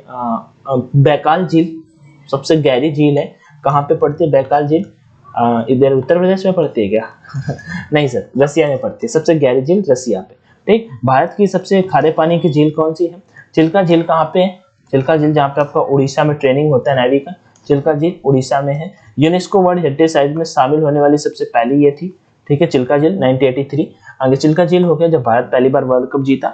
और सांभर झील कहाँ पे? सांभर झील कहाँ पे? सांभर झील कहाँ पे? सांभर लेक कहाँ पे? ये सर आपका हो जाती है, सांभर लेक कहाँ पे है? याद कर लो यार, राजस्थान में। सांभर लेक कहाँ पे? राजस्थान में है। ओके, आगे बढ़ते हैं यहाँ पे नेक्स्ट की। और भी अगर आएंगे तो हम डेफिनेटली डिस्कस कर लेंगे, कोई ऐसी बात नहीं है। ओके, हमने यहाँ पे वर्ड की अगर कुछ लेक के बारे में अपने इसमें कुछ ना कुछ नोट करने लायक हो अपने नोटबुक पर, तो डेफिनेटली नोट कर लीजिएगा, क्योंकि मैं सारी की सारी चीजें दूंगा, क्वेश्चन दूंगा, लेकिन ये जो मैं बीच में बता रहा हूँ, ये चीजें आपको फिर बहुत मुश्किल से मिल पाएंगे ना, तो डेफिनेटली आप इस चीज का याद रखना यार। ठीक है, आगे चलो यहाँ पे नेक्स्ट चलते हैं, नेक्स्ट क्वेश्चन डिस्कस करते हैं। अच्छा, इसमें ग्रेट साल्ट आपने डेफिनेटली देख ली, ग्रेट साल्ट यूएसए में। हाँ, मैंने आपको और भी बता दिया। ह्यूरल झील बताई क्या मैंने? ह्यूरल झील मिशिगन, नहीं पूछेगा नहीं तो मैं सारा बता दूं। सबसे गहरी रूस की है, और ये ग्रेट साल्ट हो गया। कैस्पियन सागर है। ठीक है, सुपीरियर झील याद रखना, मीठे पानी झील है, सबसे बड़ी भी हो जाती है। तो कनाडा तथा सुपीरियर, वही बात है, सुपीरियर कौन समझता है? यूएसए वाले खुद को सुपीरियर समझते हैं, तो सुपीरियर झील यूएसए और कनाडा में हो जाती है। बॉर्डर शेयर करते हैं ना कनाडा, ठीक है, आगे चलो। इसकी सबसे गहरी झील बैकाल झील रसिया में, आप सभी ने देख लिया। एंजिल जलप्रपात कहाँ पे अवस्थित है? एंजिल जलप्रपात कहाँ पे अवस्थित है? अगर ये क्वेश्चन आ जाता है तो डेफिनेटली इजी है। एंजिल जलप्रपात कहाँ पे है? 36 नंबर। भारत में तो नहीं है, भारत में जोग या गरसोप्पा है जो कर्नाटक में है। तो हमसे यहाँ पे पूछ ले एंजिल जलप्रपात कहाँ पे है, तो वो है आपका वेनेजुएला में, ठीक है, वेनेजुएला। अब होशियार लोगों के लिए क्वेश्चन है, ठीक है। मैं भारत की राजधानी तो नई दिल्ली सभी जानते हो, नॉर्वे की ओस्लो जानते हो, कनाडा की ओटावा सभी जानते हो, लेकिन वेनेजुएला की राजधानी क्या है मुझे ये बताओ कमेंट सेक्शन में। वेनेजुएला की राजधानी क्या है कमेंट सेक्शन में। आपका फाइनल जो पेपर होगा उसमें आ सकती है, वैसे आएगी नहीं, मुझे पता है कौन से ऑस्ट्रेलिया की आ सकती है। अभी जो करंट में देश ट्रेंडिंग पे है उन देश की ज्यादा पूछते हैं, ऐसे सभी देशों की ज्यादा नहीं पूछते हैं।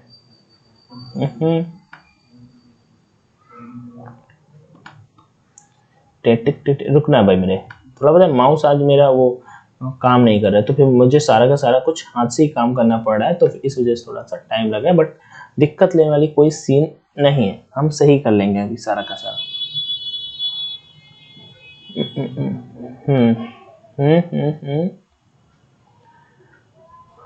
चाइना, ये क्वेश्चन, विश्व की सबसे बड़ी पोतवाहक नहर कौन सी है?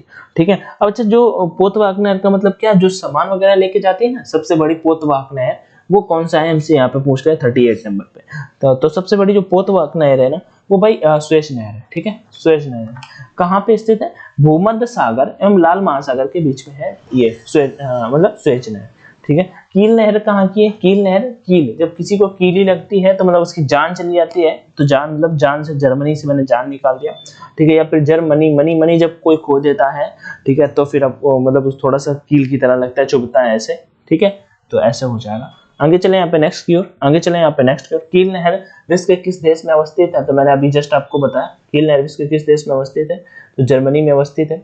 कौन सा देश तंबाकू उत्पादन में विश्व का प्रथम देश है? तो यहाँ पे डिस्कस करेंगे कौन सा कुछ टॉप कौन जो स्टेट करते हैं जिस चीज में, उनका हम थोड़ा सा यहाँ पे डिस्कस करेंगे। तो टॉपर ही बात करेंगे, तो मोस्टली चीजों में चाइना होता है, तो जिन जिन चीजों में चाइना होता है वो हम बात कर लेते हैं। चावल में भी चीन है, यहाँ पे मैं लिखता जाता हूँ, चावल में टॉप करता है चाइना करता है, ठीक है। तंबाकू में भी चीन ही टॉप करता है, तंबाकू में चीन ही टॉप करता है।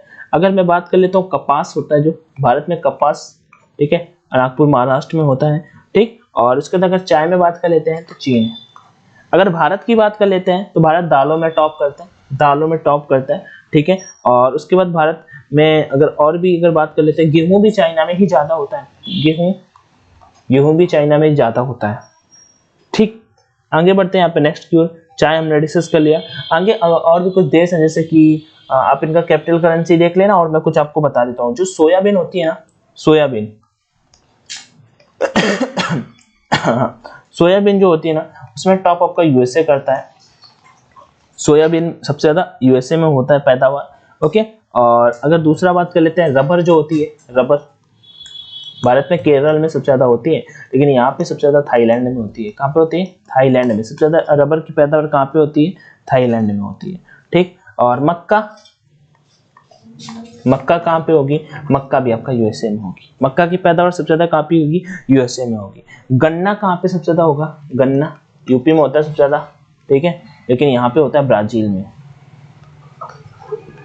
ठीक। और कॉफी भी ब्राजील में ही होती है, कॉफी भी सबसे ज्यादा कहाँ पे होती है? ब्राजील में होती है। कॉफी भी सबसे ज्यादा कहाँ पे पैदावार होती है? ब्राजील में होती है, ठीक है। चीजें आपको समझ में आई।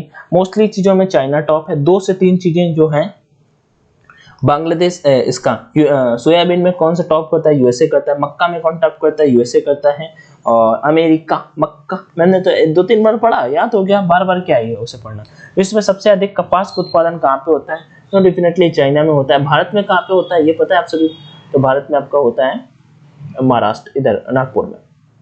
कॉफी कहाँ पे सर्वाधिक उत्पादन होती है? तो ब्राजील में होती है। हमने कुछ देर पहले डिस्कस किया। के फॉर कॉफी मतलब सी फॉर कॉफी, और के फॉर कॉफी, के फॉर कर्नाटक, ऐसे याद कर लो।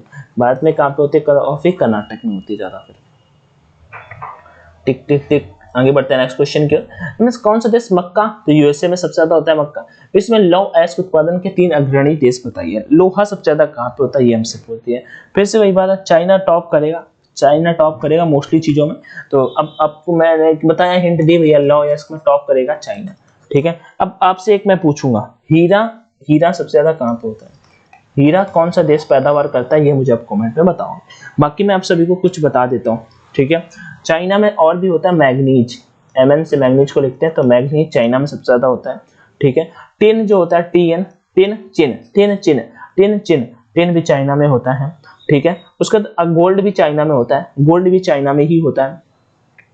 अभ्रक, अब भारत में था कुछ टाइम पहले, फिर चाइना पे हो गया है, अभ्रक हो जाता है। कोयला, ठीक है, भारत में कोयला जो होता है Cu मैंने लिख दिया कोयला, अब बोल रहा हूँ अब लिखते जाना, ये सारे के सारे चाइना में होते हैं। हीरा रूस में होता है, ओ चलो कोई बात नहीं, हीरा फिर भी आपसे जो पूछा है। और यूरेनियम अगर पूछ ले आपका, यहाँ पे ऑप्शन नहीं दे रखा है, uranium Kazakhstan, uranium Kazakhstan, uranium कहाँ पे पैदावार होता है, कजाकिस्तान। यूरेनियम कहाँ पे, कजाकिस्तान पे, ठीक है।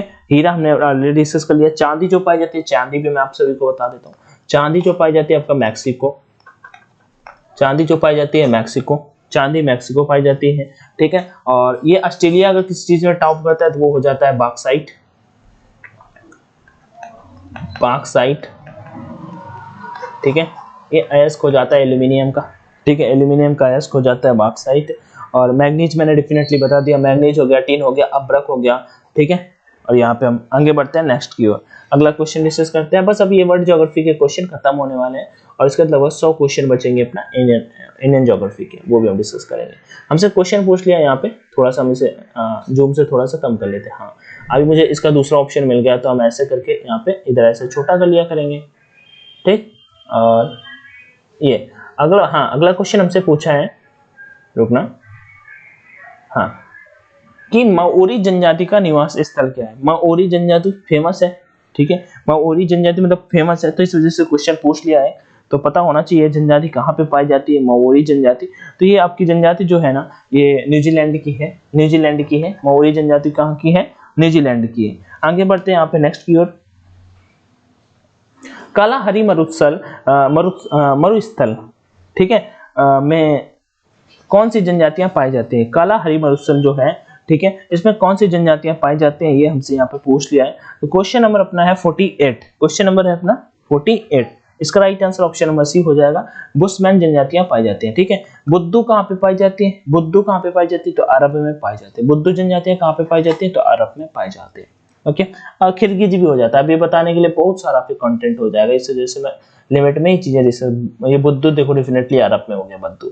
आगे चलते हैं यहाँ पे नेक्स्ट क्वेश्चन, ठीक। अगर हमसे पूछ लेता है कि पंपास जो खेत घास के मैदान है ना, वो कहाँ पे पाए जाते हैं। अर्जेंटीना के पंपास क्षेत्रों में पाई जाती है। अच्छा, ये तो जनजाति पूछ लिए, 50 नंबर पे हमसे जनजाति पूछ, ये घास के मैदान भी होते हैं। पंपास जो है घास के मैदान होते हैं। अच्छा, किसी को पंप चाहिए, ठीक है, पंप से हवा भाई अर्जेंट भरते हैं ना, अर्जेंट, वो घास के मैदान होते हैं, जैसे वेल्स, एक होते हैं वेल्स, WELDS, वेल्स, एक होते हैं पुस्ताज, ठीक। तो वेल्स पाए जाते हैं आपके अफ्रीका में, पुस्ताज पाए जाते हैं आपके हंगरी में, ठीक है। और अर्जेंट पंपास पाए, एक होते हैं डाउन्स, हाँ डाउन्स, सबसे ज्यादा अच्छी बाउंस का किस देश के प्लेयर का आता है, ऑस्ट्रेलिया का। तो डाउन्स पाए जाते हैं आपका डाउन्स बाउंस ऑस्ट्रेलिया में, ठीक है। ये आपका यूरोप में नहीं पाए जाते जो घास के मैदान होता है। अर्जेंटीना में कौन सी जनजाति अर्जेंटीना के पंपास क्षेत्रों में पाई जाती है, तो अर्जेंटीना के पंपास क्षेत्रों में कौन सी जनजाति पाई जाती है, ये हमसे पूछ लिया है, अर्जेंटीना के पंपास क्षेत्रों में। तो ऐसा अभी तक हमने कोई भी क्वेश्चन आपसे पूछा नहीं है, काफी टाइम हो गया, 15 या 16 पूछा था। 50 नंबर का आंसर आप सभी मुझे कमेंट में बताओगे। अगला है भूमध्य सागर के द्वार के नाम से किसे जाना जाता है। भूमध्य सागर के द्वार के नाम से किसे जाना जाता है, तो सिंपल सा क्वेश्चन है, जिब्राल्टर इसका राइट आंसर हो जाएगा। और सूर्योदय के देश किसे कहा जाता है, तो जापान को कहा जाता है, ठीक है। आगे बढ़ते हैं यहाँ पे नेक्स्ट क्वेश्चन की, ठीक है। लंदन किस नदी के किनारे अवस्थित है, ठीक है, लंदन किस नदी के किनारे अवस्थित है। तो भाई सुबह लंदन, अच्छा अंग्रेज है ना, ब्रिटिशर्स, उनका अंग्रेजी न्यूज़पेपर आता होगा, तो डेफिनेटली अब टाइम्स ऑफ इंडिया आप सभी ने सुना तो होगा ही, टाइम्स ऑफ इंडिया तो नाम सुना ही होगा, ठीक। तो बस खत्म, लंदन किस नदी के किनारे स्थित है, टेम्स, खत्म, ठीक। आगे, फ्रांस की राजधानी पेरिस। अच्छा, पेरिस आप किस लिए जाते हो, चलो बताओ, पेरिस आप किस लिए, कोई ना कोई सीन देखने के लिए ही तो जाते हो यार, ऐसे तो जाते नहीं। टेम्स आप इन्हें देखा तुरंत, आपने तुरंत बताइए वे लंदन में अंग्रेजों से संबंधित है टाइम्स, ठीक है। आगे, पेरिस सीन देखने जाते हो, तो सीन हो गया, खत्म। आगे चलते हैं नेक्स्ट की ओर। ऐसे चीजें हम रिलेट करें तो हमें ज्यादा समय तक रहेंगी। पाकिस्तान और अफगानिस्तान के मध्य कौन सी अंतरराष्ट्रीय सीमा है?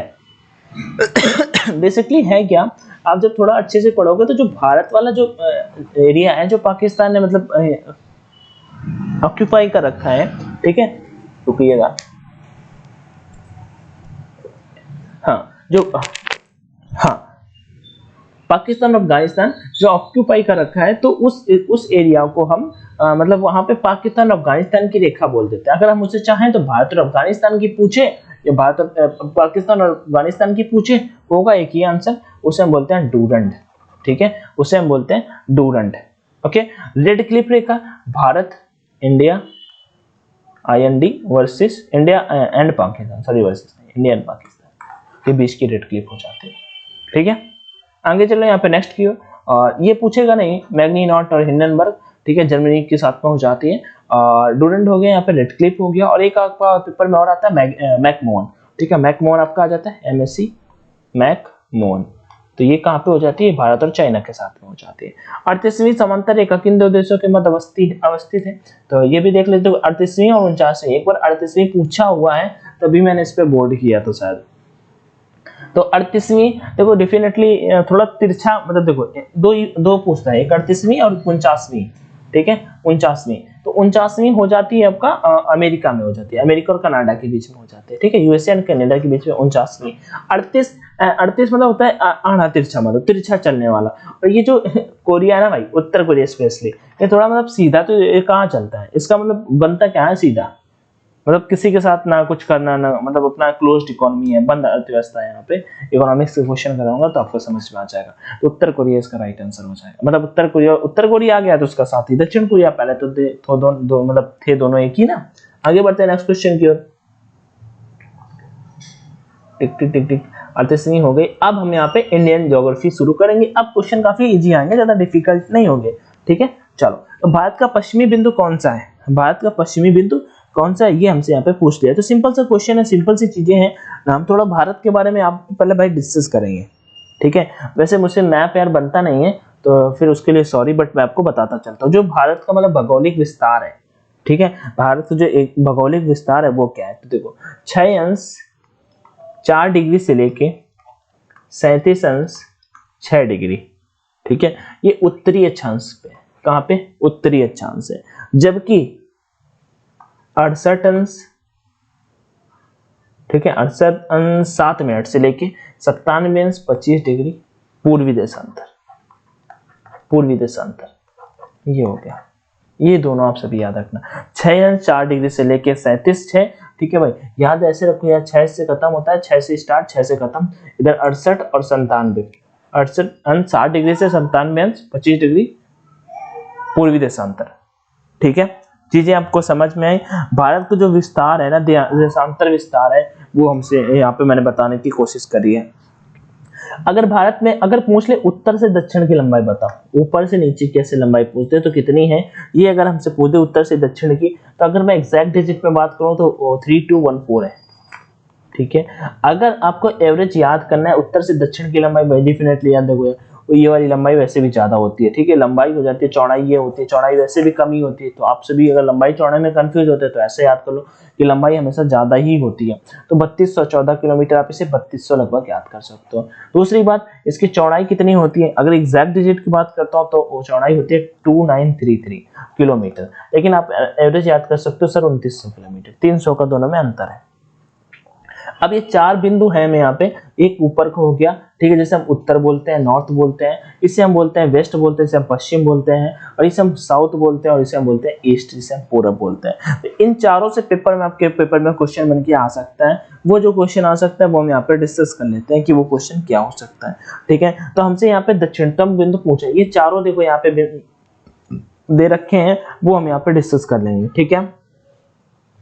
पहला तो है ये गौर माता, ठीक है, गौर माता, तो गौर माता कहाँ पे पड़ता है, गुजरात में पड़ता है, जी फॉर गौर और जी फॉर गुजरात, जी फॉर गौर और माता, जी फॉर गुजरात और फिर माता, ऐसे याद कर लो। गौर माता नहीं याद करना तो गिर वन्य जीव अभ्यारण्य है, फेमस है बहुत सेनों के लिए, एशियाटिक लायन के लिए, गुजरात में, तो ये गिर गुजरात, ठीक है, आगे, या फिर रात में गिर गया, रात में गिर गया, गुजरात में पीछे रात आ रहा है तो गिर गुजरात, तो अब तुरंत याद करोगे गौर माता कहाँ पे आ, गुजरात में। ठीक, अब हम चलते हैं ऊपर। ठीक है, ऊपर चलते हैं, इंदिरा कॉल कहाँ पे है, ऊपर हो जाता है इंदिरा कॉल। अच्छा ऊपर मतलब यहाँ पे कहाँ पे यार, ऊपर अपना कौन सा पड़ता है, उत्तराखंड पड़ता है, हिमाचल प्रदेश पड़ता है। इंद्र भगवान कहाँ पे रहते थे, साउथ में। वैसे भगवान तो हर जगह है, लेकिन मान लो इंद्र भगवान कहाँ पे रहते हैं, जब आपने बचपन में टीवी देखा होगा तो बिल्कुल स्वर्ग टाइप में रहता है। स्वर्ग कहाँ पे, बोलते नहीं स्वर्ग है यार, उत्तराखंड पे आ जाओ स्वर्ग है। तो इंद्र, इंद्र कहाँ पे रहते हैं, उत्तर में रहते हैं, तो इधर आप इंदिरा कॉल याद कर लेंगे। ठीक है, अब बच्चा की बूथू ये पड़ता है आपका अरुणाचल प्रदेश में, मतलब इधर आ जाएगा।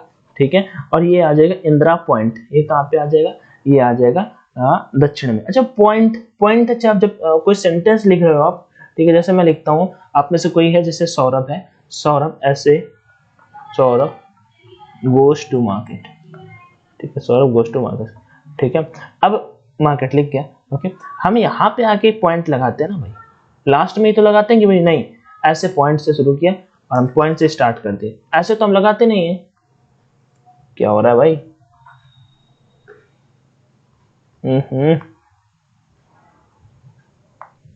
एक सेकंड रुकिएगा गाइस, इनके तो नखरे हो गए शायद।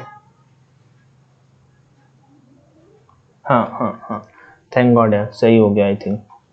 चलो दिक्कत ना करना, नहीं तो फिर दिक्कत हो जाएगी मुझे। तो ये हो गया यहाँ पे, गौर माता हो गया, किबुथु हो गया। हाँ किबुथु हमारा कहाँ पे, अरुणाचल प्रदेश में, पॉइंट हम लास्ट में लगाते हैं, तो ये आपका आ जाएगा अरुणाचल प्रदेश। समझ में आ गया। ठीक है, अब हम यहाँ पे थोड़ा सा और भी डिस्कस कर लेते हैं। भारत की जो बॉर्डर है ना, समुद्री रेखा, ये जो स्टेट लगते हैं भारत के, ठीक है, ये 9 लगते हैं। कितने लगते हैं, 9। समुद्र के साथ में कितने स्टेट, ये भाई जो बता रहा हूँ ना, पक्का इन्हीं से क्वेश्चन है, इतना ही लेवल है आपके एग्जाम का। ठीक है, तो इसी को लोग 20-25 क्लास में बताया, मैं आपको ज्यादा जल्दी और एग्जाम चीजें, एग्जाम रिलेवेंट चीजें थोड़ा जल्दी कराने की कोशिश कर रहा हूँ। ठीक है, 5 इधर से शेयर करते हैं, ठीक है राज्य, और 4 इधर से शेयर करते हैं बॉर्डर। पहले इधर से हो जाता है गुजरात, फिर महाराष्ट्र, फिर आपका गोवा, जियो लिख देता हूँ, फिर कर्नाटक और केरल। इधर आपका तमिलनाडु, आंध्र प्रदेश, उड़ीसा और पश्चिम बंगाल का WB। ये 9 स्टेट हैं जो समुद्र के साथ में सीमा साझा करते हैं।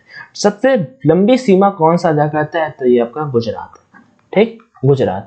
दूसरे नंबर पे पूछेगा नहीं, बट मैं बता देता हूँ आंध्र प्रदेश। तीसरे पे नहीं पूछेगा कभी, लेकिन मैं बता देता हूँ तमिलनाडु। ठीक, सबसे छोटी सीमा कौन साझा करता है, तो गोवा, जियो फॉर गोवा। वैसे भी आप समझ जाओ, गोवा का एरिया कम है, तो डेफिनेटली वही लोग करते होंगे सीमा कम साझा, लेकिन करते हैं ना गोवा। ठीक, तो ये चीज हो गई यहाँ पे। आगे चले, यहाँ पे ये चीज आपको समझ में आ गई। भारत का जो भारत जो कितने देशों के साथ में स्थलीय सीमा साझा करता है, तो अब अच्छा, एक क्वेश्चन और पूछ इस बार सीडीएस का क्वेश्चन है।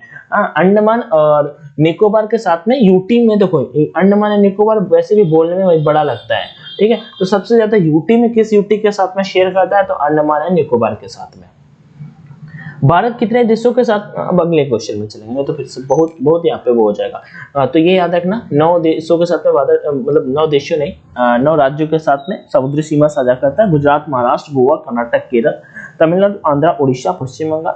उसके बाद हमने यहाँ पे 6 डिग्री से 4 डिग्री ये होगा उत्तरी अक्षांश हो जाता है, 68, 7 से 97, 25 पूर्वी देशांतर हो जाता है। हमने कुछ पढ़ा, गौर गिर आपका गुजरात में है, और इंद्र भगवान उत्तर की ओर रहते थे। उसके पॉइंट हम लास्ट में लगाते हैं, तो नीचे चला जाएगा। एक बचा है आपका कि वो तो अरुणाचल प्रदेश में चला जाएगा, फिर उसमें हमें करने की कोई जरूरत नहीं पड़ेगी। भारत की सीमाएं कितने देशों के साथ में लगती हैं, तो ठीक है, सिंपल सा 7 इसका राइट आंसर हो जाएगा। हम यहाँ पे स्थलीय सीमा की बात कर रहे हैं। ठीक है, और इसकी भी एक मैंने कभी पढ़ी थी बहुत दिनों पहले, बहुत पहले। ठीक है, आज से जब मैं आप की तरह तैयारी करते थे एयरफोर्स नावी की, तब बचपन में MBA किया। ठीक है, इससे मुझको सारा का सारा कुछ नहीं बनता, लेकिन जो जो बनते हैं मैं आपको बता देता हूँ। B फॉर आप निकाल सकते हैं यहाँ पे, B फॉर आपका Bangladesh, B for Bangladesh, definitely आप सभी जानते हो। B फॉर बांग्लादेश हो गया। उसके बाद C फॉर चाइना हो गया। बचपन C फॉर, देखो यहाँ पे चाइना आ गया। ठीक है, तो C फॉर चाइना, मतलब 4 चम्मच है ना, तो चाइना हो गया। P फॉर पाकिस्तान हो गया, और N फॉर नेपाल।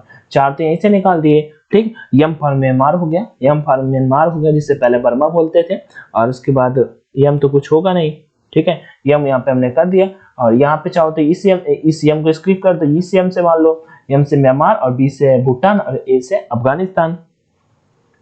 ठीक है ना, हो गए। तो यहाँ पे आपको केवल 2 ही याद रखने हैं, बचपन और एमबीए, इसी से 7 आ गए। ठीक, आगे चलो। समुद्री की नहीं बात करी यहाँ पे। आगे, क्षेत्रफल के अनुसार भारत का कौन सा राज्य सबसे बड़ा है? क्षेत्रफल एरिया में सबसे बड़ा राज्य कौन सा है? तो सबसे ज्यादा बड़ा एरिया आपका राजस्थान का। यूपी का कौन से नंबर पे आ जाता है? तो चौथे नंबर पे आ जाता है। महाराष्ट्र का सर कौन से नंबर पे है? तो महाराष्ट्र का है आपका तीसरे नंबर पे, सॉरी दूसरे नंबर पे। ओके, मध्य प्रदेश तीसरे पे। 1 2 3 4, 1 2 3 4। वैसे पता है यूपी आ गया चौथे पे, नहीं तो यूपी 5वें में था। 2 जून 2014 की बात है। एक स्टेट है आंध्र प्रदेश, इससे एक स्टेट अलग हुआ 2 जून 2014 को, और वो बना है तेलंगाना। ठीक है, नहीं तो आंध्र प्रदेश 4 नंबर पे स्टैंड करता था। कौन सा राज्य क्षेत्रफल में सबसे बड़ा है? तो राजस्थान। सबसे क्षेत्रफल में सबसे छोटा कौन सा है? तो गोवा। ये याद रखना, सबसे छोटा कौन सा है, सबसे बड़ा कौन सा, यही पूछेगा। हाँ, इससे अंदर नहीं जाएगा भाई। चलो अगला क्वेश्चन। नंगा पर्वत चोटी किस श्रेणी में अवस्थित है? ठीक है, नंगा पर्वत चोटी जो है किस श्रेणी में अवस्थित है? तो इसका आंसर हो जाए जास्कर श्रेणी में। ठीक है, पीर पंजाल सुरंग कहाँ पे है? तो जम्मू एंड कश्मीर में आ जाता है, वो जम्मू एंड कश्मीर पे आ जाता है। माउंट एवरेस्ट की ऊंचाई कितनी? मैं डेफिनेटली आपको बता चुका हूँ। K2 की ये दे रखी, कुछ देर पहले बताया था। भारत की सबसे ऊंची चोटी K2 हो जाती है, गॉडविन ऑस्टिन। तीसरी आपकी हो जाती है कंचनजंगा, सिक्किम में पड़ती है, और कंचनजंगा नेशनल पार्क भी है। माउंट एवरेस्ट की ऊंचाई कितनी है? 8,848 मीटर। ठीक है, ये नेपाल में अवस्थित है। ठीक है, आगे बढ़ते हैं। नेक्स्ट, चीन में से चोमुलंगमा के नाम से जाना जाता है, अलग अलग देशों में अलग अलग नाम से जाना जाता है। नंदा देवी पर्वतमाला कहाँ पे है? तो नंदा देवी पर्वतमाला है जो, वो आपको सर उत्तराखंड में पड़ती है, उत्तराखंड में पड़ती है नंदा देवी पर्वतमाला। तो ये चीज हमने यहाँ पे डिस्कस कर ली। मैं आपको कुछ और भी बता देता हूँ, वो आपसे भी देख लीजिएगा। नंदा देवी कहाँ पे? उत्तराखंड पे हो गई। ठीक है, कंचनजंगा मैं ऑलरेडी आपको बता चुका हूँ। कंचनजंगा आपका पड़ती है नेपाल भारत बॉर्डर पे, नेपाल भारत बॉर्डर पे, मतलब सिक्किम पे मान सकते हो। K2 मैं बता ही चुका हूँ, जम्मू एंड कश्मीर में आती है। धौलागिरी पूछ लिया अगर आपसे, पूछेगा नहीं फिर भी मैं लिख देता हूँ। धौलागिरी नेपाल बॉर्डर शेयर करता है, इस वजह से पूछा जा सकता है नेपाल। धौलागिरी जो चोटी है वो नेपाल की है। नंगा पर्वत भारत में है। अन्नपूर्णा अगर पूछ ले, अन्नपूर्णा अगर पूछ ले आपकी चोटी कहाँ पे है? सर ये भी नेपाल में ही, नेपाल में ही है। अन्नपूर्णा कहाँ पे? नेपाल में ही है। हाँ, तो एक माउंट कामेट होता है तो उत्तराखंड पे होता है, तो वो होगा। ठीक है, सिक्किम गंगटोक हो गया, उत्तराखंड आप सभी जानते हो देहरादून हो गया, जम्मू कश्मीर आपका श्रीनगर हो गया, और अरुणाचल प्रदेश आपका ईटानगर हो गया। आगे बढ़ते हैं, नर्मदा नदी का उद्गम कहाँ पे होता है? ये चीज हम देख लेते हैं। काफी अच्छा क्वेश्चन है, नर्मदा नदी का उद्गम। मैं आपको यहाँ पे नदियों वाला थोड़ा सा टॉपिक कवर कराने की कोशिश करता हूँ, क्योंकि इससे अगर क्वेश्चन बनता है तो आप गलत ना करो यार। ठीक है, अब भारत, वैसे क्वेश्चन आपका आएगा भारत की पश्चिम की ओर बहने वाली, देखो नदियां क्या है भाई, सिंपल से ये मान लो भारत का मैप है कुछ इस तरह से, ऐसे कुछ मान लो। ठीक है, ये इधर जो नदियां गिरती हैं वो डेल्टा बनाती हैं इधर, हाँ, और इधर जो गिरती हैं डेल्टा नहीं बनाते हैं। ठीक है, अब जो इधर जो आती हैं गिरती हैं, वैसे मैं आपको ट्रिक बताऊं यार, एक ट्रिक बहुत पहले पढ़ी है, ब्रह्मा की गोद में। मुझे भी नहीं पता इसमें क्या क्या होता है। ये ब्रह्मपुत्र हो जाती है, ठीक है, और पता नहीं गोदावरी हो जाती है। ठीक है, अरे ये मत याद करो, देखो सिंपल से मैं आपको बताता हूँ। यहाँ पे एक आपकी रिवर होती है नर्मदा, और एक होती है ताप्ती, एक होती है माही, एक होती है लूनी। ये अब अरब सागर है, और ये आपकी बंगाल की खाड़ी है। ये पूछेगा कि जो पूर्व से पश्चिम की ओर बहने वाली नदी है ना, पूर्व से पश्चिम की ओर बहने वाली नदी है ना, उसमें सबसे लंबी नदी कौन सी है? या फिर पूर्व से पश्चिम की ओर बहने वाली इनमें से कौन सी नदी है? और ऑप्शन में केवल इन दोनों में एक होगा, या तो नर्मदा होगा या तो ताप्ती होगा, या तो नर्मदा होगा या तो ताप्ती होगा, और कुछ नहीं होगा भाई। इन्हीं दोनों में से पक्का पूछेगा, या तो नर्मदा या तो ताप्ती। समझ में आया आपको? ओके, और नदियों के बारे में थोड़ा सा देख लेते हैं, थोड़ा सा मतलब इनके बारे में देख लेते हैं। ठीक है, बाकी जितनी भी नदी, सिंधु नदी भी आपका अरब सागर में ही गिरती है।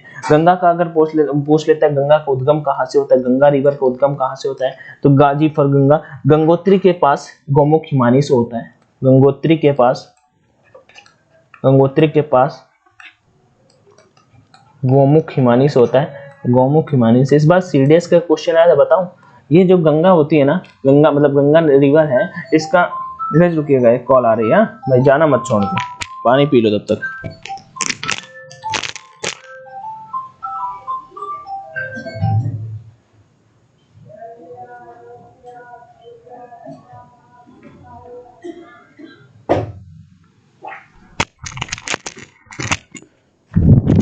उसने मैसेज वो उनका कॉल था कि आपका जियो नंबर की वजह से जल्दी समाप्त हो रही है। बताओ रुपए लाने कहाँ से रुपए हैं। चलो कोई बात नहीं। हाँ, हमारा क्वेश्चन क्या था, गंगा गंगोत्री के पास गौमुख हिमानी से होता है। मैं क्वेश्चन बता रहा था जो गंगा का, जब गंगा आती है ना, वो पूछा था उसमें सीरीज की कहाँ से कहाँ गंगा का प्रवाह होता है। ठीक है, तो पहले कानपुर आएगा। मैं उसके मुझे ऑप्शन भी याद मैंने दिया है, बस इस एड्रेस मैंने निकला भी है, लेकिन एमएसएसबी की प्रिपरेशन नहीं है कुछ भी। ठीक, तो आगे यहाँ पे बात कर लेते हैं। तो क्वेश्चन उसमें ऑप्शन क्या थे बताता हूँ।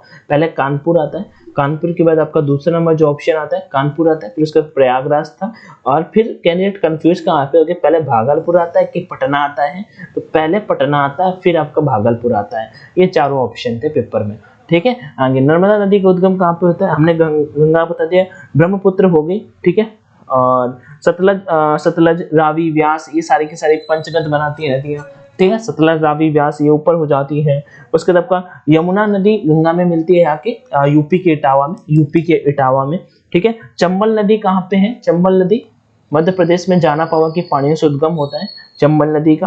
गंडक, कोसी, सोन ये सारी गंगा में आके नदियां मिलती हैं। गोदावरी पूछा जा सकता है, आपके पेपर में बहुत बार पूछा भी हुआ है। अभी एमपी पुलिस का पेपर था, जो लड़का वीडियो के स्टार्टिंग में गया ना, उसका पेपर था, मतलब ठीक ठाक उसके नंबर बने, 82 नंबर बने एमपी पुलिस के पेपर में। वो बता रहा था कल था उसका क्वेश्चन, उसमें ही आया था। वो वाला पेपर देख के कल आज सुबह आया था, तो आज फिर अभी शाम को मेरे पास आया था, बता रहा हूँ। यही क्वेश्चन आया था कि वृद्ध गंगा के नाम से कौन सी नदी जानी जाती है, तो गोदावरी। ठीक है, आगे चलते हैं यहाँ पे महानदी कहाँ पे है, उड़ीसा में हो जाती है। नर्मदा अमरकंटक की पानियों से उद्गम होता है नर्मदा का, तो अरब सागर में क्या था, नर्मदा नदी का उद्गम कहाँ से होता है, तो अमरकंटक से होता है। कौन सी नदी अरब सागर में मिलती है, मैंने बताया क्या, गोदावरी इधर जितनी भी जाती है वो सारी की सारी बंगाल की खाड़ी में जाती है, जो भी नदियां इधर जाती हैं वो सारी की सारी नदियां आपका अरब सागर में जाती है। अरब सागर का पूछा है। अब मैंने क्या बताया, इधर बहने वाली केवल 2-3 नदियां हैं जो कॉमन है, जो जिनसे क्वेश्चन बहुत आता है। एक तो हो गई नर्मदा और दूसरा ताप्ती। तो नर्मदा इसका राइट आंसर हो जाएगा। क्या आंसर होगा, नर्मदा टाइप होगा। ये तो गलत हो गया ना सर, ये गलत हो गया। इंद्रावती तो इसकी गोदावरी की सहायक नदी है ना, तो ये उसी के साथ में आ जाएगा।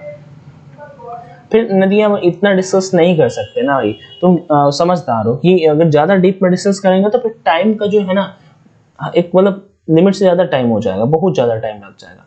इस वजह से एक लिमिट में हम चीजें डिस्कस करेंगे जो रिलेवेंट होंगी। ठीक, आगे नंदा देवी पर्वत चोटी भारत के किस राज्य में स्थित है, तो उत्तराखंड में नंदा देवी, ये मैंने अभी से कुछ देर पहले आप सभी को बताया था। आगे मैं यहाँ पे नर्मदा नदी का उद्गम अमरकंटक से होता है। अच्छा, वही क्वेश्चन थे तो हम ऑलरेडी डिस्कस कर चुके हैं, तो थोड़ा सा नीचे चलते हैं और डिस्कस करते हैं दूसरा क्वेश्चन। भारत में बहने वाली सबसे लंबी नदी कौन सी है, तो डेफिनेटली आप सभी जानते हो गंगा नदी सबसे लंबी नदी है। गंगा का उद्गम गंगोत्री के पास गौमुख हिमानी से होता है। गोदावरी को दक्षिण भारत की गंगा के नाम से जानते हैं, दक्षिण भारत की गंगा के नाम से जानते हैं। और ये महाराष्ट्र में इसका उद्गम होता है, महाराष्ट्र में इसका उद्गम होता है। त्र्यंबकेश्वर की पहाड़ियों से इसका उद्गम होता है। ठीक है, त्र्यंबकेश्वरम की पहाड़ियों से इसका उद्गम होता है गोदावरी का, और ये जाके आपका इधर बंगाल की खाड़ी में गिर जाती है गोदावरी। ओके, आगे बढ़ते हैं। यहाँ पे यमुना नदी, ठीक है, यमुनोत्री से इसका उद्गम होता है। ठीक है, यमुनोत्री से इसका उद्गम होता है, और ये प्रयागराज इलाहाबाद में गंगा नदी में मिलती है। आगे चलते हैं। यहाँ पे ब्रह्मपुत्र, डेफिनेटली आप सभी जानते हो ब्रह्मपुत्र।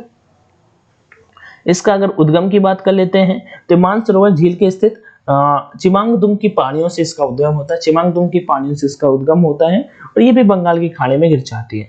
भारत की अगर सबसे लंबी नदियों में बात कर लेते हैं तो Brahmaputra is on top level, पर डेफिनेटली होता है क्या है, भारत में केवल नहीं बहती ना, भारत की सबसे लंबी पूछिया तो गंगा आ जाती है। भारत की सबसे लंबी नदी गंगा आ जाती है, नहीं तो फिर तो ब्रह्मपुत्र ही होती ना यार।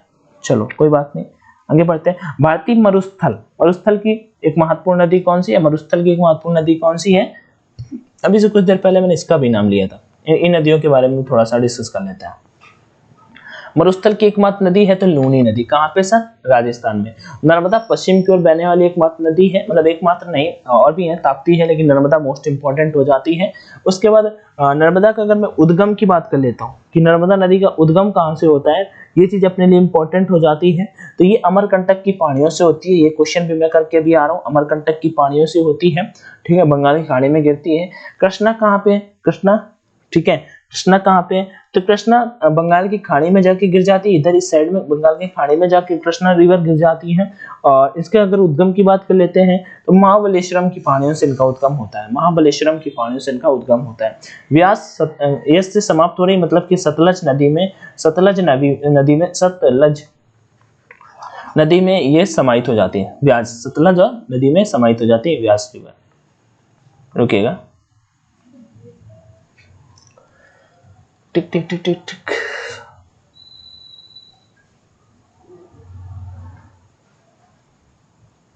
हाँ, व्यास और रावी जो नदियां हैं ना, व्यास और रावी जो नदियां हैं ना, इनका उद्गम होता है रोहतांग पास से, रोहतांग दर्रे से। रोहतांग, व्यास और रावी दोनों का, यहाँ पे लिख देता हूँ रोहतांग पास से। रोहतांग पास कहाँ पे है, रोहतांग दर्रा कहाँ पे है, तो ये आपका पड़ता है सर हिमाचल प्रदेश में। कहाँ पे पड़ता है, हिमाचल प्रदेश में। हिमाचल प्रदेश में और कौन कौन से दर्रे पड़ते हैं वो यहाँ पे मैं लिख देता हूँ।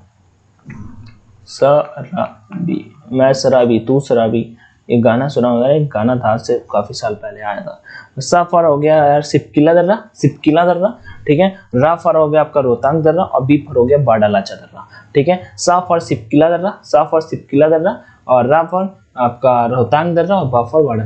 रा फर आप रावी देख लेना, और रावी के साथ में व्यास लगा देना। रावी वहां से खत्म हो रहा है तुरंत वहां से व्यास स्टार्ट कर देना। सा फर सिपकिला हो गया, बा फर बाडालाचा, ठीक है, बाडालाचा दर्रा हो जाता है। आगे बढ़ते हैं नेक्स्ट क्वेश्चन की ओर, यहाँ पे आगे बढ़ते हैं नेक्स्ट क्वेश्चन की ओर। यहाँ पे चिल्का झील आप ट्रेनिंग करोगे डेफिनेटली उड़ीसा में होगी। आगे अच्छा झील डिस्कस कर लेते हैं क्या का। अच्छा ये जितनी है झील ही तो है, सारी की सारी झील हम एक बार फिर से रिवाइज कर लेते हैं। वूलर झील कहाँ पे, वूलर झील कहाँ पे सर, वूलर झील कहाँ पे, जम्मू एंड कश्मीर में है, ठीक है। और इसे हम ताजे पानी की झील भी बोलते हैं। चिल्का झील उड़ीसा में, डेफिनेटली आप सभी देख ही रहे हो, सामने आपके लिखा हुआ है। सांभर झील कहाँ पे है, सांभर झील कहाँ पे है, राजस्थान में है। सांभर झील कहाँ पे, राजस्थान में है। और लोनार झील कहाँ पे, एकमात्र मतलब ज्वाला, ऐसे ज्वाला होता है ज्वालामुखी उद्गार वाली झील, इसे लोनार बोलते हैं। मोस्ट इंपॉर्टेंट है ये लोनार, ठीक है, आप इसे जरूर नोट करें। लोनार कहाँ पे, महाराष्ट्र में है। लोनार कहाँ पे, महाराष्ट्र में है। गोविंद वल्लभ पंत सागर कहाँ पे, तो ये उत्तराखंड पे है। Vembanad most important, one of the important, अभी तक की सबसे ज्यादा लीक्स में अगर इंपॉर्टेंट है तो यही है। ये आपको चिल्का झील नहीं पूछेगा पेपर में, पक्का नहीं पूछेगा। वेम्बनाथ कहाँ पे, वेम्बनाथ, वेम्बनाथ कहाँ पे, केरल में। वेम्बनाथ कहाँ पे, केरल में। पुलिकट झील कहाँ पे, इंपॉर्टेंट है यार लेक। पुलिकट कहाँ पे, ये केरल में। पुलिकट लेक कहाँ पे, केरल में। पुलिकट केरल में। एक और पूछ सकता है, लोकटक, लोकटक कहाँ पे है, मणिपुर में। लोकटक कहाँ पे, मणिपुर में। बाकी और कोई नहीं, बाकी आपका ये ताल वाली जितनी होती है ना, ताल वाली, जैसे कि पिछौला नहीं यार, भीमताल, नैनीताल, सात ताल, ये सारी सारी उत्तराखंड में पड़ती है। और एक मैंने और एक कुछ देर पहले बताई थी पिछौला झील राजस्थान में। अब देखो यहाँ पे ऑप्शन देख लेते हैं और कर लेते हैं। देखो जम्मू कश्मीर में कौन सी पड़ती है, वूलर झील है। और उड़ीसा में चिल्का झील है। महाराष्ट्र में आपकी लोनार झील है, ये देखो महाराष्ट्र में लोनार झील है।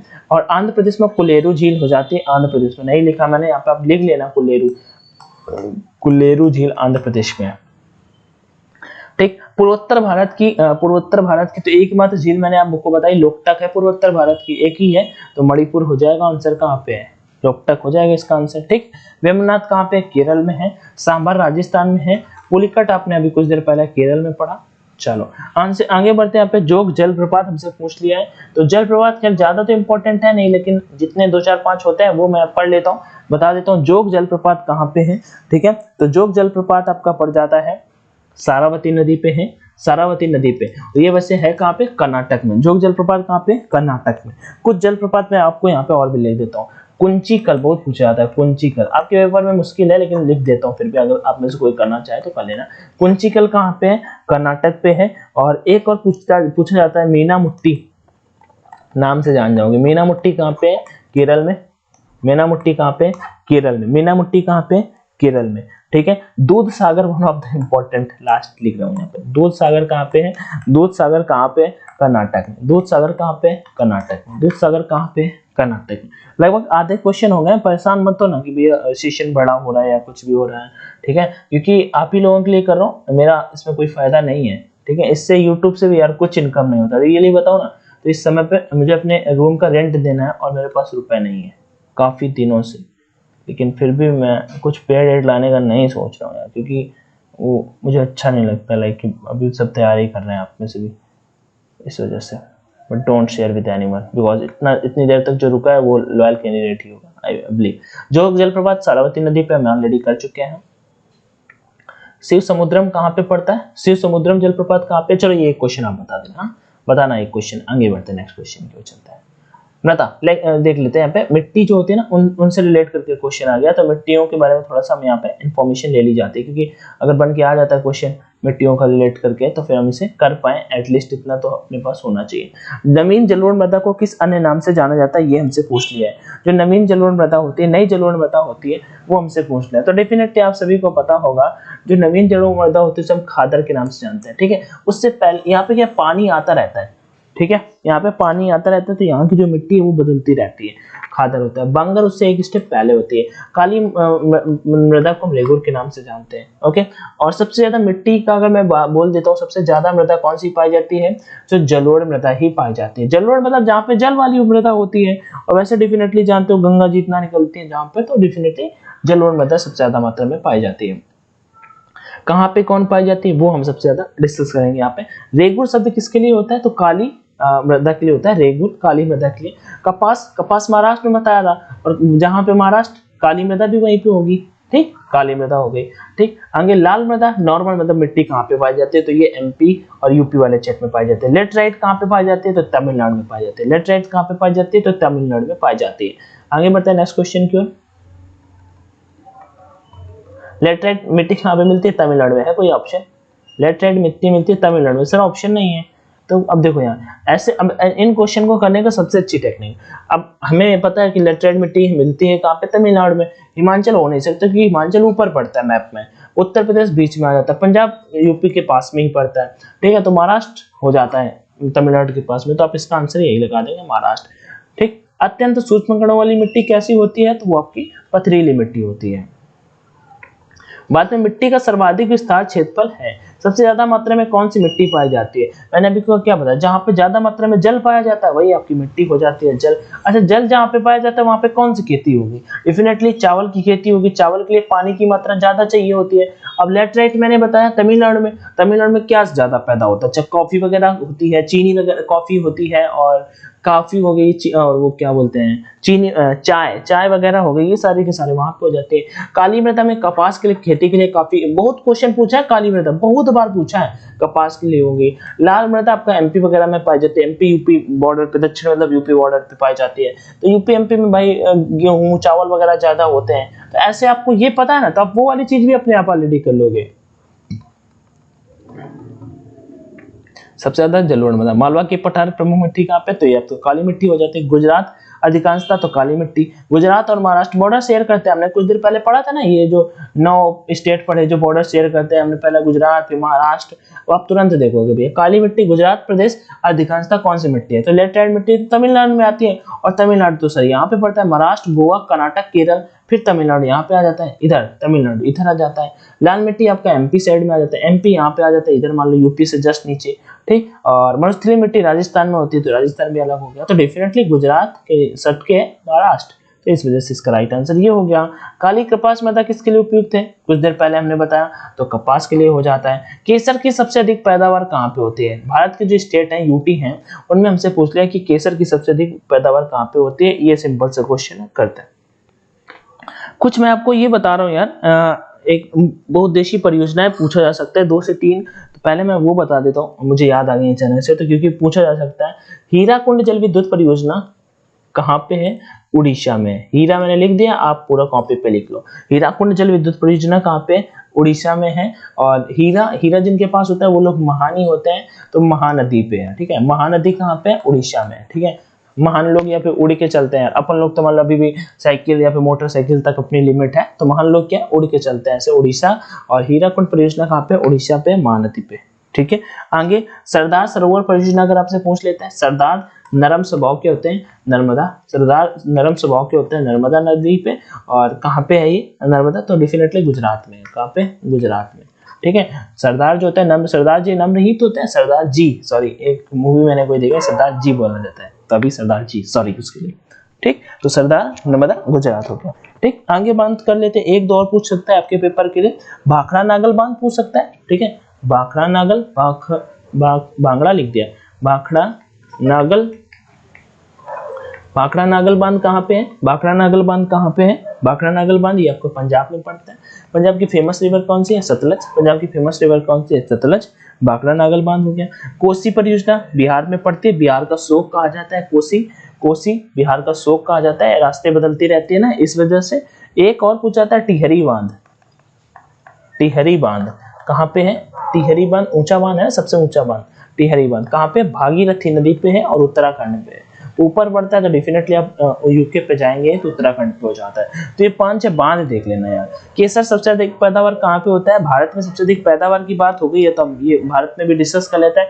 आई होप आपने ये सारे के सारे कुछ पॉइंट जो मैंने लिखे हैं इनको नोट कर लिया होगा अपनी कॉपी पे, और ये आपको काफी हेल्प करेंगे। आगे हम इसे थोड़ा सा हटा देते हैं यहाँ पे, और यहाँ पे भारत में जो स्टेट जिस चीज की ज्यादा पैदावार करता है ना, हम उसके बारे में थोड़ा सा लिख ही देते हैं। हट जाओ भाई।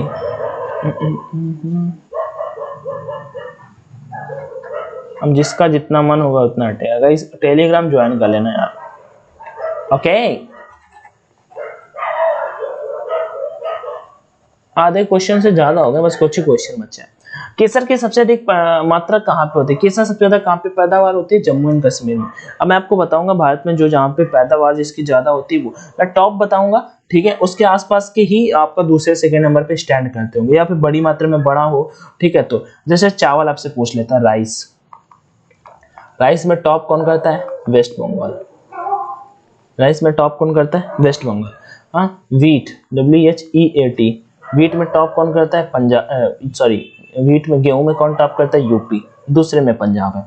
मक्का के से खत्म हो रहा है, तो वैसे देश में कौन था, मक्का, ठीक है, मक्का। राइस वैसे चावल में चाइना आगे है, वीट में चाइना आगे है, मक्का में यूएसए था, का फॉर अमेरिका, मक्का में यूएसए था, यहाँ पे मक्का, का फॉर कर्नाटक, के फॉर कर्नाटक, मक्का कर्नाटक करता है। गन्ना हमने वहां पे ब्राजील पढ़ा था, यहाँ पे अपना यूपी टॉप है, ठीक है। और याद करो, कपास हम पढ़ के डेफिनेटली यहाँ लिख देता हूँ, कपास कहाँ पे है, कपास कहाँ पे ज्यादा होता है, डेफिनेटली कुछ देर पहले हमने डिस्कस किया था, गुजरात में होता है, गुजरात महाराष्ट्र दोनों जगह पे होता है, गुजरात महाराष्ट्र को एक ही ऑप्शन होगा। जूट आपका सबसे ज्यादा कहाँ पे होता है, तो मैं यहाँ पे लिख देता हूँ जूट, यहाँ पे जूट, जूट आपका पश्चिम बंगाल पे होता है, जूट पश्चिम बंगाल पे होता है। कॉफी कहाँ पे होता है, ऑलरेडी डिस्कस कर चुके हैं, कॉफी कहाँ पे होती है, कर्नाटक में होती है, कर्नाटक में होती है, ठीक। कॉफी, रबर कहाँ पे होती है, हम बता चुके हैं, रबर आपका थाईलैंड में होती है। और वैसे कॉफी वैसे देशों में कहाँ पे होती थी, ब्राजील में होती थी। रबर सबसे ज्यादा कहाँ पे होती है, थाईलैंड, थाईलैंड क्यों डिस्कस कर रहे हैं, भारत में बात कर रहे हैं तो केरला पे, केरल पे हो जाती रबर, ठीक है।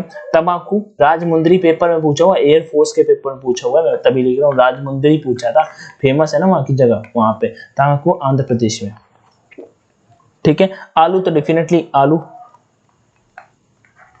यूपी, ये यूपी में जानते रहते हो आलू वाला सिस्टम, आलू। चाय कहाँ पे होती है, चाय असम में। वैसे सबसे ज्यादा चाय पता है कहाँ पे होती है, चाय सबसे ज्यादा होती है दार्जिलिंग पे, और दार्जिलिंग पड़ता है कलकत्ता पे, बट वैसे सबसे बड़ी मात्रा में अगर पैदावार की बात कर लेते हैं तो असम पे होती है, ठीक। तो ये कुछ है जो यूपी से रिलेट करता है, तो डेफिनेटली आपको पता होने चाहिए, और आप इनको थोड़ा सा देख लीजिएगा। तो कुछ कुछ मैंने ट्रिक बनाने की, बार बार उन्हीं को रिलेट करने की कोशिश करी है, आई होप आपको समझ में आया होगा। आगे बढ़ता है, नेक्स्ट क्वेश्चन क्यों ये क्वेश्चन भी इंपॉर्टेंट है, डेफिनेटली पेपर में आ चुका है, तो हम इसे भी यहाँ पे अच्छे से डिस्कस कर लेंगे, ठीक है। अब अभी पहले क्वेश्चन का आंसर नहीं बताऊंगा, मैं सारे के सारे लिख दूंगा जो होते हैं। देखो, हरित क्रांति जो होती है, ग्रीन रेवोल्यूशन 1966 में आया था, ग्रीन रेवोल्यूशन के जो जनक हैं एम स्वामीनाथन है, एम स्वामीनाथन है, ठीक है। एम स्वामीनाथन है, इसे हाल ही में मतलब, और वैसे अगर वर्ल्ड लेवल पे बात करूं तो नॉर्मन बोरलॉग, ठीक है, नॉर्मन बोरलॉग हो जाते हैं। वर्ल्ड लेवल पे अगर मैं बात करता हूं तो नॉर्मन बोरलॉग हो जाते हैं।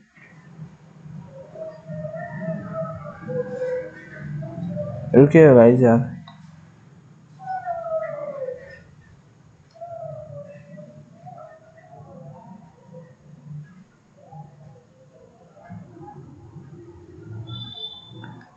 हाँ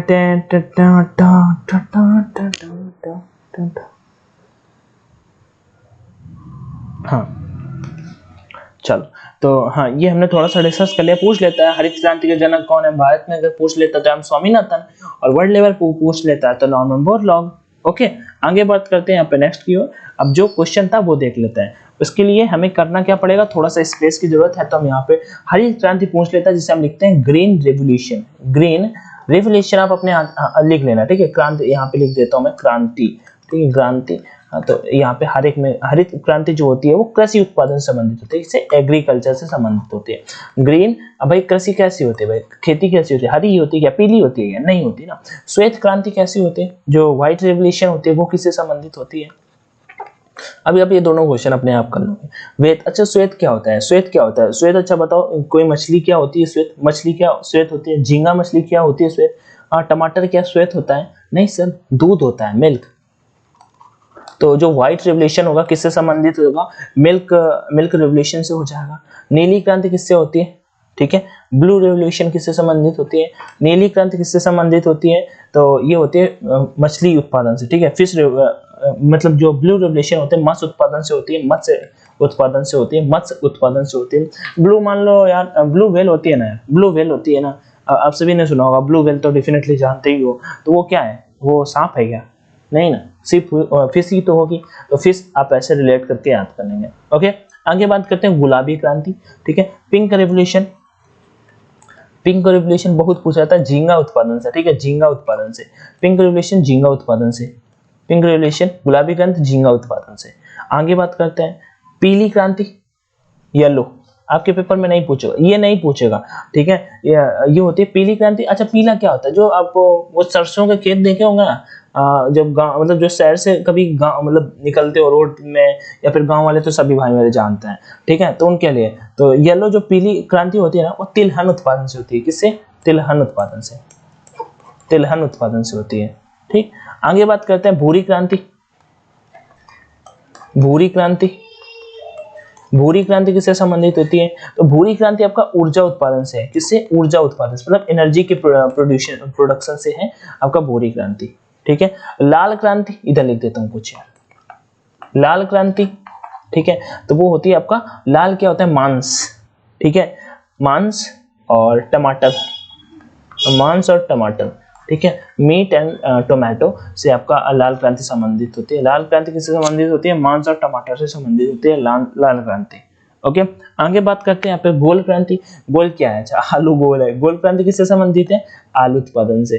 तो यहाँ पे कैंडिडेट कंफ्यूज जाते हैं इसमें लाल और गोल में। सिंपल से यार, लाल क्या होता है, टमाटर लाल होता है, मांस मीट भी लाल ही मान लो ऐसे, ठीक है। और गोल क्या हुआ, आलू, आलू क्या हुई, गोली होती है, ठीक। रजत क्रांति, रजत क्रांति अंडा उत्पादन से। रजत क्रांति किससे होती है, अंडा उत्पादन से। रजत क्रांति आपका अंडा उत्पादन से संबंधित होती है।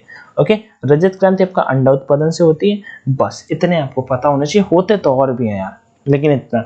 ग्रीन, अब एक बार रिवाइज, ग्रीन मतलब हरा होता है, हरी कृषि होती है। व्हाइट तो दूध ही होता है, तो मिल्क होता है। ब्लू मछली होती है, तो मछली उत्पादन से। पिंक झींगा उत्पादन से होता है। येलो तिलहन होता है, तिलहन उत्पादन से। भूरी क्रांति, भूरी ऊर्जा उत्पादन से। और उसके बाद लाल क्रांति मांस और टमाटर से। और गोल क्रांति आलू उत्पादन से। और रजत क्रांति अंडा उत्पादन से। क्वेश्चन आओ, गुलाबी क्रांति किससे संबंधित है। टमाटर आपने तुरंत, भैया टमाटर अगर पूछा होता तो आप तुरंत लगा देते, टमाटर अगर पूछा होता तो आप तुरंत लगा देते। लाल टमाटर होता है तो लाल क्रांति हो जाती है। मांस भी लाल क्रांति से संबंधित होता है। खाद्यान्न हमने मतलब खाने पीने की चीजें तो हरित क्रांति के अंतर्गत आ जाता। गुलाबी क्रांति किससे संबंधित है, तो झींगा उत्पादन से, ठीक है। झींगा उत्पादन से गुलाबी क्रांति आपकी संबंधित है। रजत क्रांति किससे संबंधित है, हमने लास्ट में लिखा है। रजत क्रांति किस उत्पादन से संबंधित है, तो अंडा उत्पादन से, ठीक है। मछली उत्पादन से तो हमने ब्लू क्रांति पढ़ा है ना, ठीक है। और टमाटर लाल होते हैं तो लाल क्रांति हो गया। इस तरह से हम इसे थोड़ा थोड़ा सा रिलेट करके चलेंगे तो आपको चीजें ज्यादा टाइम तक हिट करेंगी, ठीक है। और आगे बढ़ते हैं। यहाँ पे भारत में काकरापार सिंचाई परियोजना, काकरापार सिंचाई परियोजना किस राज्य में अवस्थित है। इंपॉर्टेंट क्वेश्चन है, इसे भी हम यहाँ पर देखते हैं, ठीक है। ये ज्यादा डिफिकल्ट नहीं है ये वाला क्वेश्चन कि काकरापार सिंचाई परियोजना कहाँ पे है, ये हमसे पूछ लिया है। तो चलो इसे भी करते हैं। तो ये है आपका गुजरात में, ठीक है। ये है आपका गुजरात में। कुछ यहाँ पे डिस्कस कर लेते हैं। काकरापार बहुउद्देशीय परियोजना कहाँ पे, गुजरात में। एक गुजरात की और भी है, वो पूछी जाती है, उकाई। और दोनों की दोनों पता है कहाँ पे, ताप्ती रिवर पे, ठीक है, ताप्ती रिवर पे गुजरात में। आगे चले, टिहरी भागीरथी मैंने आपको बता ही दिया। एक पूछा जाता है भाई, बहुत ज्यादा पूछा जाता है, यहाँ पे लिख देता हूँ, नागार्जुन। नागार्जुन, नागार्जुन कहाँ पे है? आंध्र प्रदेश में, ठीक है, आंध्र प्रदेश। अंधा थे, मान लो अंधा, तो युधिष्ठिर वाले उसमें आपने महाभारत में देखा ना, एक लोग कोई अंधा था यार, उनके पिताजी ही आई थिंक पांडवों, पांडव नहीं, कौरवों के जो पिताजी थे वो अंधे थे, ठीक है। ऐसा जवाहर सागर परियोजना भारत की किस नदी पर अवस्थित है? तो जवाहर सागर परियोजना आपका कहाँ पे होगा? तो राजस्थान में होती है। राजस्थान की फेमस रिवर कौन सी है? चंबल। पेरियार तो केरल में आ जाती है। ताप्ती आपका या मध्य प्रदेश राजस्थान वाले साइड में हो जाती है, गुजरात में भी जाती है। दामोदर को पश्चिम बंगाल का शोक कहा जाता है। अभी खैर उसका सॉल्यूशन निकाल लिया है, इसलिए तो पहले से पश्चिम बंगाल का शोक कहा जाता है। प्रथम पंचवर्षीय योजनाओं पे इसका मतलब बनाई गई थी दामोदर। अब पंचवर्षीय योजना ज्योग्राफी का इकोनॉमिक्स का टॉपिक है, जब डिस्कस करेंगे हम बहुत अच्छे से आपको याद कराते हैं, कोई दिक्कत नहीं है। आगे चलते हैं आप नेक्स्ट की ओर।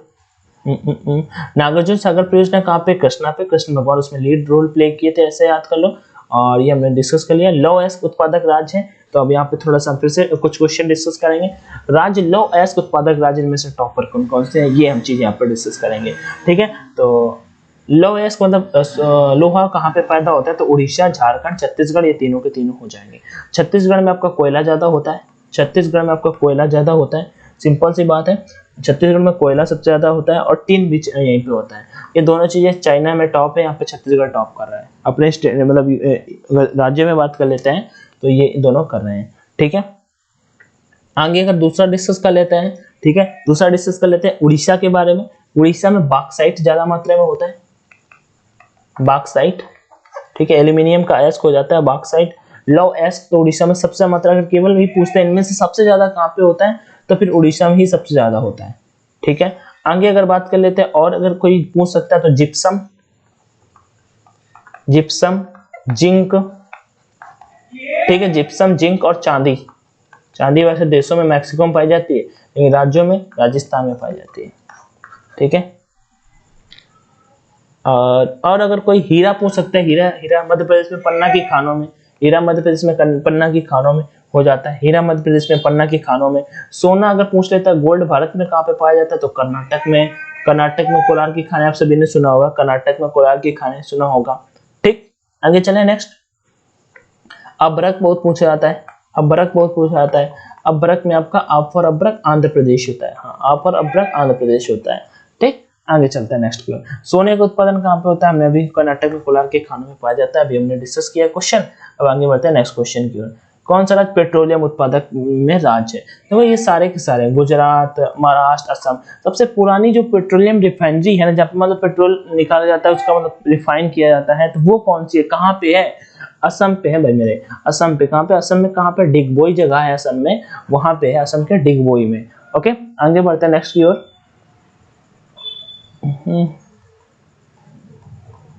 कौन सा औद्योगिक नगर है? औद्योगिक नगर कौन सा, ये हमसे पूछ लिया यहाँ पे, ठीक है।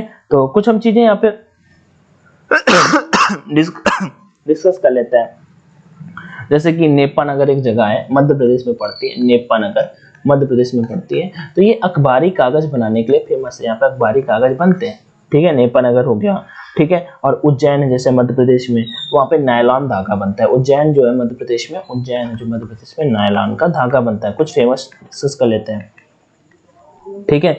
और जैसे उदयपुर हो गया राजस्थान का, तो ये आपसे पूछेगा नहीं, जैसे अंबाला अहमदाबाद हो गया, सूती वस्त्र उद्योग के लिए फेमस होता है। जितने मुझे याद आ रहे हैं उतने मैं आपको बता देता हूँ। और एक कोयम्बटूर हो जाता है, कोयम्बटूर फेमस है, दक्षिण भारत का मैनचेस्टर कहा जाता है, वो भी सूती वस्त्र उद्योग के लिए फेमस है, ओके। आगे चलते हैं, तो इसका राइट आंसर औद्योगिक नगर है, तो आपका जमशेदपुर राइट आंसर हो जाएगा, ठीक है, जमशेदपुर हो जाएगा, ठीक। आगे बढ़ते हैं। यहाँ पे भारत में सोने का उत्पादन किस राज्य में अधिकतम मात्रा में होता है? डेफिनेटली आप सभी जानते हो कर्नाटक में होता है। ये क्वेश्चन ऑलरेडी हम 4-5 कर चुके हैं, वही क्वेश्चन फिर से आ रहे हैं। टाटा एवं लौह इस्पात उद्योग की स्थापना कब हुई? 1907 ईस्वी में। भारत का सबसे लंबा राष्ट्रीय राजमार्ग NH-44 है, और भारत का सबसे लंबा राष्ट्रीय राजमार्ग NH-44, और अगर सबसे छोटा अगर पूछ लेता है कौन सा है, तो सर NH-47 है, NH-47 है। भारत के किस राज्य में 4 अंतरराष्ट्रीय हवाई अड्डे हैं? तो ये सबसे ज्यादा थे, ये थोड़ा सा पुराना डेटा है, बट अभी हमसे 4 पूछा है। किस राज्य में 4 अंतरराष्ट्रीय हवाई अड्डे हैं? तो केरल इसका राइट आंसर होगा, बट अभी यूपी टॉप कर चुका है, 5 हो गए यहाँ पे यूपी पे। हाँ अरे फोन लगा दे यार, चार्ज नहीं है को वही में कोशिश करो लग जाए। देखो एक वो लगो है ना, वही से ऊपर निकाल, वो उधर लगा ऊपर। हाँ, भारत के किस राज्य में 4 अंतर्राष्ट्रीय हवाई अड्डे? तो ये केरल पे हो जाता है यहाँ पे, वैसे यूपी पे भी 5 हो चुके हैं। तो हम अंतर्राष्ट्रीय हवाई अड्डों की अगर कुछ बात कर लेते हैं, जैसे महाराष्ट्र की बात कर लेते हैं, तो महाराष्ट्र में छत्रपति शिवाजी हो जाता है। महाराष्ट्र में छत्रपति शिवाजी बहुत फेमस है। कुछ लिख देते हो यहाँ पे सुभाष चंद्र बोस कहाँ पे हो जाता है? कलकत्ता पे हो जाता है। सुभाष चंद्र बोस कहाँ पे है? कलकत्ता पे हो जाता है। इंदिरा गांधी जब नेवी का चाणक्यपुरी जाओगे, हाँ फिर सेकंड देने, तो वहाँ पे इंदिरा गांधी एयरपोर्ट के मतलब जो ये है, ठीक है, फाइटर प्लेन या जो भी है, ठीक है, जेट है, ये डेफिनेटली कुछ देर में आपको दिखाई देते रहेंगे। तो इंदिरा गांधी कहाँ पे हो जाता है? ये आपका नई दिल्ली में हो जाता है, न्यू दिल्ली में हो जाता है, ठीक है। और केरल का अगर मैं बात कर लेता हूँ केरल का, तो केरल के भी मैं बताता हूँ, उससे पहले मैं आपको तमिलनाडु का एक लिख देता हूँ। मीनाम्बक्कम होता है, मीनाम्बक्कम, मीना से हम कल मिलेंगे। तमिलनाडु, मीना नाम की मान लो लड़की है ऐसे, तो मीना नाम से हम कल मिलेंगे। तमिलनाडु हो जाता है। त्रिवेंद्रम केरल का हो जाता है, त्रिवेंद्रम केरल का हो जाता है, त्रिवेंद्रम केरल का हो जाता है, ठीक है, त्रिवेंद्रम केरल का हो जाता है। राजीव गांधी हवाई अड्डा कहाँ पे है? तो राजीव गांधी हवाई अड्डा आपका पड़ जाता है हैदराबाद पे। राजीव गांधी हैदराबाद पे है। राजीव गांधी स्टेडियम भी है ना हैदराबाद पे। राजीव गांधी हैदराबाद पे, राजीव गांधी हैदराबाद पे हो जाता है। आगे बात करते हैं, गोपीनाथ अगर पूछ लेता है, गोपीनाथ बारदोली पूछ लेता है, तो कहाँ पे? गुवाहाटी पे है, गुवाहाटी असम में पड़ता है। सरदार वल्लभ भाई पटेल, उनकी स्टैचू बनी है गुजरात में, तो आप ऐसे याद रखना, मतलब अहमदाबाद पे हो गया। अमौसी एयरपोर्ट यूपी में है, अमौसी एयरपोर्ट यूपी के लखनऊ में है। बाबा साहब अम्बेडकर देख सकते हो, तो याद कर लेना, बाबा साहब मैं लिख देता हूँ, आप सभी समझ जाओगे। बाबा साहब अम्बेडकर कहाँ पे है? ये नागपुर में है, नागपुर पे है, ठीक है, नागपुर महाराष्ट्र में पड़ता है। लाल बहादुर शास्त्री अगर पूछ लेता है, ठीक है, शास्त्री जी मैं लिख देता हूँ, शास्त्री जी पूजा पाठ जहाँ पे होता है, तो पूजा पाठ कहाँ पे ज्यादा होता है? वाराणसी पे होता है। ऐसे करके हम रिलेट करके याद कर लेंगे, ठीक है। आगे यहाँ पे देवी अहिल्याबाई होलकर अगर पूछ ले, देवी अहिल्याबाई होलकर, तो एमपी में। देवी मैंने लिख दिया, तो आप लिख लेना देवी अहिल्याबाई होलकर मध्य प्रदेश में, ठीक है। और ऐसे बहुत सारे हो जाते हैं, तो फिर डिस्कस करने के लिए काफी कंटेंट हो जाएगा। चलो, स्वर्णिम चतुर्भुज योजना की लंबाई कितनी? 5846। ये तो भाई रट्टा वाला है, अगर कर पाओ तो कर लेना, ठीक। आगे बढ़ो। हाँ, मैंने तो जब याद किया होगा तब मैंने ट्रिक बनाई है। 2023 को मैंने 3 का, देखो 23 को क्या 3 को 6 कर दिया है, देखो 46 है, 23 का 46 लिखा हुआ है, 23 का 46 यहाँ पे डबल करने के। बाकी 5/8 तो सब में कॉमन ही है, देखो 5/8 सब में कॉमन है। ये 23 का 46 कर दिया है। अब इससे थोड़ा सा याद आ जाएगा, अगर हुआ तो 23 का 46 हम पेपर में हिट कर देंगे। आगे बढ़ते हैं नेक्स्ट क्वेश्चन की ओर। राष्ट्रीय जलमार्ग संख्या 2 कहां से कहां तक है? ये हमसे आई थिंक पूछा है, तो कोई दिक्कत नहीं, करते हैं। राष्ट्रीय जलमार्ग 2 विस्तार कहां से कहां तक है? तो पहला, अगर आप सभी को पता है, पहला कौन सा है? सबसे ज्यादा इसकी लंबाई है पहला, प्रयागराज से हल्दिया, ठीक है, प्रयागराज से हल्दिया, और ये गंगा नदी पे 1620 किलोमीटर। जस्ट इसका आधा है जो राष्ट्रीय राजमार्ग NH1 इसे बोलेंगे, ठीक है, सॉरी NW1 बोलेंगे, नेशनल वाटरवे की बात हो रही है, ठीक है। और दूसरा है सदिया से डुबरी, नेशनल वाटरवे 2। इसकी अगर लेंथ की बात कर लेता हूं तो 890 हो जाता है, और ये आपका पड़ता है सदिया से डुबरी, ठीक है, ब्रह्मपुत्र नदी पे हो जाता है, ब्रह्मपुत्र नदी पे हो जाता है, ब्रह्मपुत्र नदी पे हो जाता है, ब्रह्मपुत्र नदी पे हो जाता है, ठीक है। अगला क्वेश्चन यहाँ पे चलते हैं, पूर्व रेलवे का मुख्यालय कहाँ पे है? ठीक है, पूर्व रेलवे का मुख्यालय कहाँ पे है? ठीक है, वैसे रेलवे का आपके पेपर में क्वेश्चन नहीं आएगा, क्योंकि रेलवे के 17 से 18-19 मुख्यालय हो चुके हैं, ठीक है। और अगर बोल भी देता है तो मैं आपको कुछ बता ही देता हूँ, इंपॉर्टेंट है। जैसे उत्तर का पूछ लेता है, उत्तर इंपॉर्टेंट है, जैसे हेडक्वार्टर न्यू दिल्ली में, उत्तर का, न्यू दिल्ली में उत्तर का, ठीक है। पश्चिम पे आपका मुंबई आ जाता है, तो पश्चिमी पे आपका मुंबई पे हो गया, ठीक है। तो ईस्ट लिख देता हूँ, उत्तर मैंने यहाँ पे लिखा, तो फिर पश्चिमी लिख देता हूँ। पश्चिम का आपका हो जाता है मुंबई पे, पश्चिम का मुंबई पे। अगर दक्षिण का पूछ लेता है तो दक्षिण बिल्कुल नीचे में चला जाएगा, तो यहाँ पे कहाँ पे आ जाएगा? चेन्नई, सबसे नीचे चेन्नई, ठीक है, दक्षिण का चेन्नई पे। अगर पूर्व का पूछ लेता है, पूर्वी साइड में आपका केरल हो जाएगा, पूर्व का आपका केरल हो जाएगा, पूर्व का आपका केरल हो जाएगा, ठीक। और ऐसे में मध्य रेलवे, अगर मध्य का पूछ दे तो मध्य रेलवे आपका मुंबई होता है, उत्तर का पूछ दे तो गोरखपुर होता है, जहां तक जितने मुझे याद आ रहे हैं, ठीक। और और कोलकाता मेट्रो रेलवे कोलकाता। भारत में पहली ट्रेन कब चली ये मैं आपको बता देता हूँ भाई। देखो ये बताने के लिए 18 से 19 है, फिर आपको सारे याद करने पड़ जाएंगे और जरूरी नहीं कि ये आए, ये आता भी नहीं है पेपर में। पहली रेल भारत में चली 1853 ईस्वी में, ठीक है 1853 ईस्वी में चली थी। अब मैं यहाँ पे चाहूँ तो आपको बताता रहूँ कि जो पहली रेल चली उस टाइम, मतलब हिस्ट्री में घुस जाए कि वो जो गवर्नर जनरल था वो कौन था, ठीक है पहला कौन बना, तो वो हिस्ट्री का टॉपिक है तो हम हिस्ट्री में कभी डिस्कस करेंगे अच्छे से।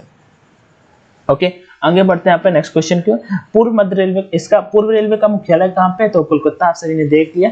और पूर्व मध्य रेलवे का मुख्यालय कहाँ पे, बिलासपुर इसका राइट आंसर होगा। किसी को पता है तो अच्छी बात है, नहीं पता तो इससे मत याद करना यार, ठीक है। और प्रसिद्ध पीर पंजाल रेलवे सुरंग कहाँ पे, तो जम्मू एंड कश्मीर में है। प्रसिद्ध पीर पंजाल रेलवे सुरंग कहाँ पे, जम्मू एंड कश्मीर में। अगला क्वेश्चन यहाँ पे डिस्कस करते हैं, थोड़ा सा रुकिएगा थोड़ा नीचे। सर्वाधिक तेज गति से चलने वाली तो Vande Bharat express, Vande Bharat express. Okay recently इसका जो अनावरण हुआ है वो अगर साउथ में बोल देते हैं कहां से कहां पे हुआ है, तो सीएसके मतलब सॉरी चेन्नई एंड बैंगलोर के बीच में, ठीक है। क्योंकि यहाँ पे मैचेस होते रहते हैं, इस वजह से आई थिंक मुझे ऐसा लगा कि हो सकते हैं लोगों ने रेवेन्यू जनरेट हुआ गवर्नमेंट का खूब सारा, इस वजह से उन्होंने डायरेक्ट चेन्नई से बैंगलोर कर दिया। बाद में सर्वप्रथम रेलवे कब चली, 1853 में, ये मैंने अभी बताया आपको। कैंपोगोडा हवाई अड्डा किस राज्य में स्थित है, ये 2022 का सर्वश्रेष्ठ मतलब सफाई के मामले में टॉप किया था भाई इसने, ठीक है पूछा हुआ था ये कैंपोगोडा। वैसे आप जब ट्रेनिंग करोगे तो आप डेफिनेटली जान जाओगे, क्योंकि आपका बैंगलोर में पड़ता है और बैंगलोर में कर्नाटक में पड़ता है। तो जब आप ट्रेनिंग के लिए बेलगावी जाओगे, थोड़ा बहुत एक दो बार फ्लाइट से यात्रा करोगे तो आपको समझ में आ जाएगा भैया हाँ यही बता रहे थे, ठीक है। केरल में 4 हो जाते हैं, गुजरात में भी फेमस काफी सारे हैं, अभी कुछ देर पहले मैंने आपको बताया था, ठीक है। सरदार वल्लभ भाई पटेल आपका गुजरात में ही तो है। एक और हो जाता है सूरत अंतरराष्ट्रीय हवाई अड्डा, तो सूरत में ही है। तो ऐसे करके दोनों हो जाते हैं। उत्तर प्रदेश मैंने आपको बता ही दिया, उत्तर प्रदेश का एक कमौसी है बस, ये इंपॉर्टेंट। लाल बहादुर शास्त्री ये भी उत्तर प्रदेश का ही है, शास्त्री जी पूजा करता है, मतलब वाराणसी से हो जाएगा। तो उत्तर प्रदेश की ऑप्शन होगा, फिर तो बड़ी अच्छी बात है कि आपने देखते ही बता दिया उत्तर प्रदेश। सर्वप्रथम रेलवे कब चली, ये हमने कर रखा है ऑलरेडी। फिर से बंदरगाह थोड़ा सा देख लेते हैं, ठीक है बंदरगाह थोड़ा सा देख लेते हैं। भारत में देखो पेपर में हर अभी जो प्री का पहला पेपर हुआ ना, आपकी हर एक शिफ्ट में बंदरगाह आया, और मैंने आप सभी को शेयर भी किया था कि ये लोग बंदरगाह से क्वेश्चन आ रहे हैं, और बंदरगाह से क्वेश्चन आया। पारादीप बंदरगाह किस राज्य में स्थित है, तो जो इंपॉर्टेंट है वो मैं आपको बता देता हूँ, ठीक है। भारत का सबसे बड़ा बंदरगाह मुंबई बंदरगाह है, सबसे बिग अगर मैं यहाँ पे लिख देता हूँ तो मुंबई बंदरगाह है, और नेचुरल भी है, ठीक है नेचुरल भी है, ठीक है। इसे भारत का प्रवेश द्वार के नाम से भी जाना जाता है, भारत का प्रवेश द्वार के नाम से भी जाना जाता है। सबसे गहरा बंदरगाह कौन सा है, विशाखापट्टनम। विशाखापट्टनम कहाँ पे है सर, आंध्र प्रदेश में। विशाखापट्टनम कहाँ पे है, आंध्र प्रदेश में। गुजरात का कांडला बंदरगाह एक ज्वारी बंदरगाह है, ठीक है ज्वारी बंदरगाह, जिसका नाम पंडित दीनदयाल उपाध्याय कोट कर दिया गया है इसका, ठीक है। आगे बात करते हैं पारादीप बंदर। अब कुछ हम यहाँ पे बंदरगाहों के बारे में मतलब बात कर लेते हैं जो इंपॉर्टेंट पेपर में आते हैं कहाँ पे हैं उनके बारे में, ठीक। तो पारादीप तो आपका उड़ीसा में है। हाँ जो आपका कांडला है भाई वो गुजरात में है, ऐसे कुछ मान लो, ऐसे मैं बना देता हूँ मैप टाइप में, ऐसे कुछ यार, ठीक है। कांडला गुजरात में, मुंबई में, जवाहरलाल नेहरू। मुंबई जो बंदरगाह है ना भाई, इसमें थोड़ा सा बोझ ज्यादा हो गया, आई मीन कि प्रेशर लाइक काम थोड़ा सा मान लो ज्यादा हो गया, ठीक है। तो इसी का बोझ कम करने के लिए बंदरगाह बनाया गया, इसका नाम रखा गया जवाहरलाल नेहरू बंदरगाह। पहले उसका नाम था नावा सेवा, ठीक है, लेकिन जवाहरलाल नेहरू बनाया गया वो कहाँ पे, मुंबई बंदरगाह पे। नावा सेवा का हिनाबाद में नाम बदल दिया गया। मारमम गोवा में गोवा नाम आ ही रहा है तो गोवा में हो जाता है मारमम गोवा। कोच्चि कहाँ पे, कोच्चि आपका केरल पे हो जाता है, ठीक है कोच्चि आपका केरल में हो जाता है। तूतीकोरिन, तूती बोलेगी भाई तमिलनाडु पे, तूतीकोरिन कहाँ पे, तमिलनाडु पे। चेन्नई तो तमिलनाडु की राजधानी है तो चेन्नई लिख नहीं रहा हूँ। एन्नौर सबसे ज्यादा कहाँ पे हो गए भाई, सबसे ज्यादा एन्नौर, इंपॉर्टेंट वाले कहाँ पे हो गए, तमिलनाडु पे एन्नौर हो जाता है। विशाखापट्टनम आप सभी जानते हो आंध्र प्रदेश पे। पारादीप मैंने उड़ीसा बता ही दिया। कोलकाता पे होता है, और पोर्ट ब्लेयर पे होता है। पेपर में जो मैंने बताया इन्हीं से फिर से आएगा, अगर दम है तो पढ़ लीजिए, कठिन कुछ भी नहीं है यार। आगे बात करते हैं यहाँ पे नेक्स्ट क्वेश्चन की।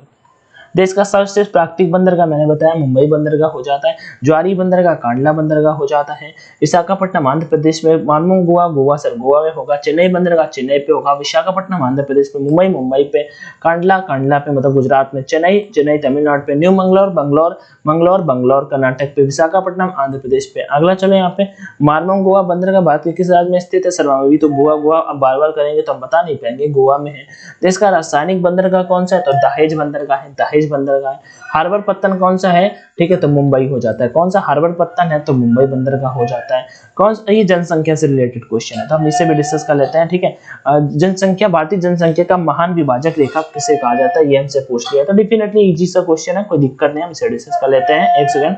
हाँ, तो जनसंख्या को भारतीय महान जनसंख्या का महान विभाजक रेखा कहा जाता है। तो 1911 से 1921 का टाइम को जनसंख्या का महान विभाजक रेखा कहा जाता है।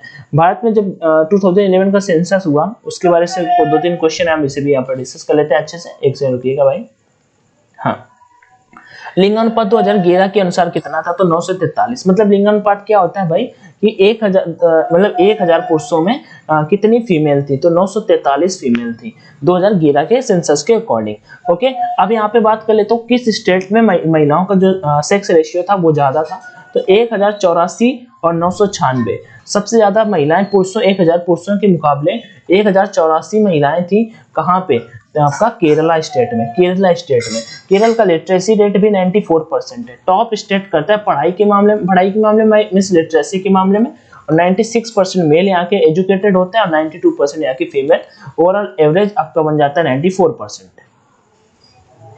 केरला लिटरेसी के मामले में टॉप करता है। ठीक है, केरल के बाद अगर यूटी अगर राज्य में बात कर ले तो पहले तो मैं आपको सेक्स रेशियो बता रहा था, फिर आपका लिटरेसी भी बात कर लेंगे। 996 जो होता है ये आपका तमिलनाडु का है, और 996 महिलाएं हैं तो 1000 पुरुष हैं। ठीक, सबसे कम महिलाएं कहाँ पे हैं? तो सबसे कम महिलाएं हैं आपका हरियाणा में। हरियाणा स्टेट है जहाँ पे 879 महिलाएं हैं 1000 में।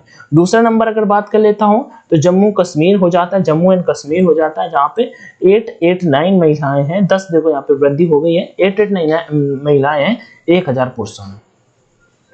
ठीक है, ये आपको समझ में आया? ये तो हुआ सेक्स रेशियो की बात। ठीक, आगे बात कर लेते हैं दूसरा लिटरेसी रेट के बारे में थोड़ा सा बात कर लेते हैं। भारत की जो मतलब जनसंख्या है कितने परसेंट शिक्षित है? ठीक है, तो वो हम यहाँ पे थोड़ा सा डिस्कस करेंगे। तो लगभग भारत के जो लोग शिक्षित हैं 74% है।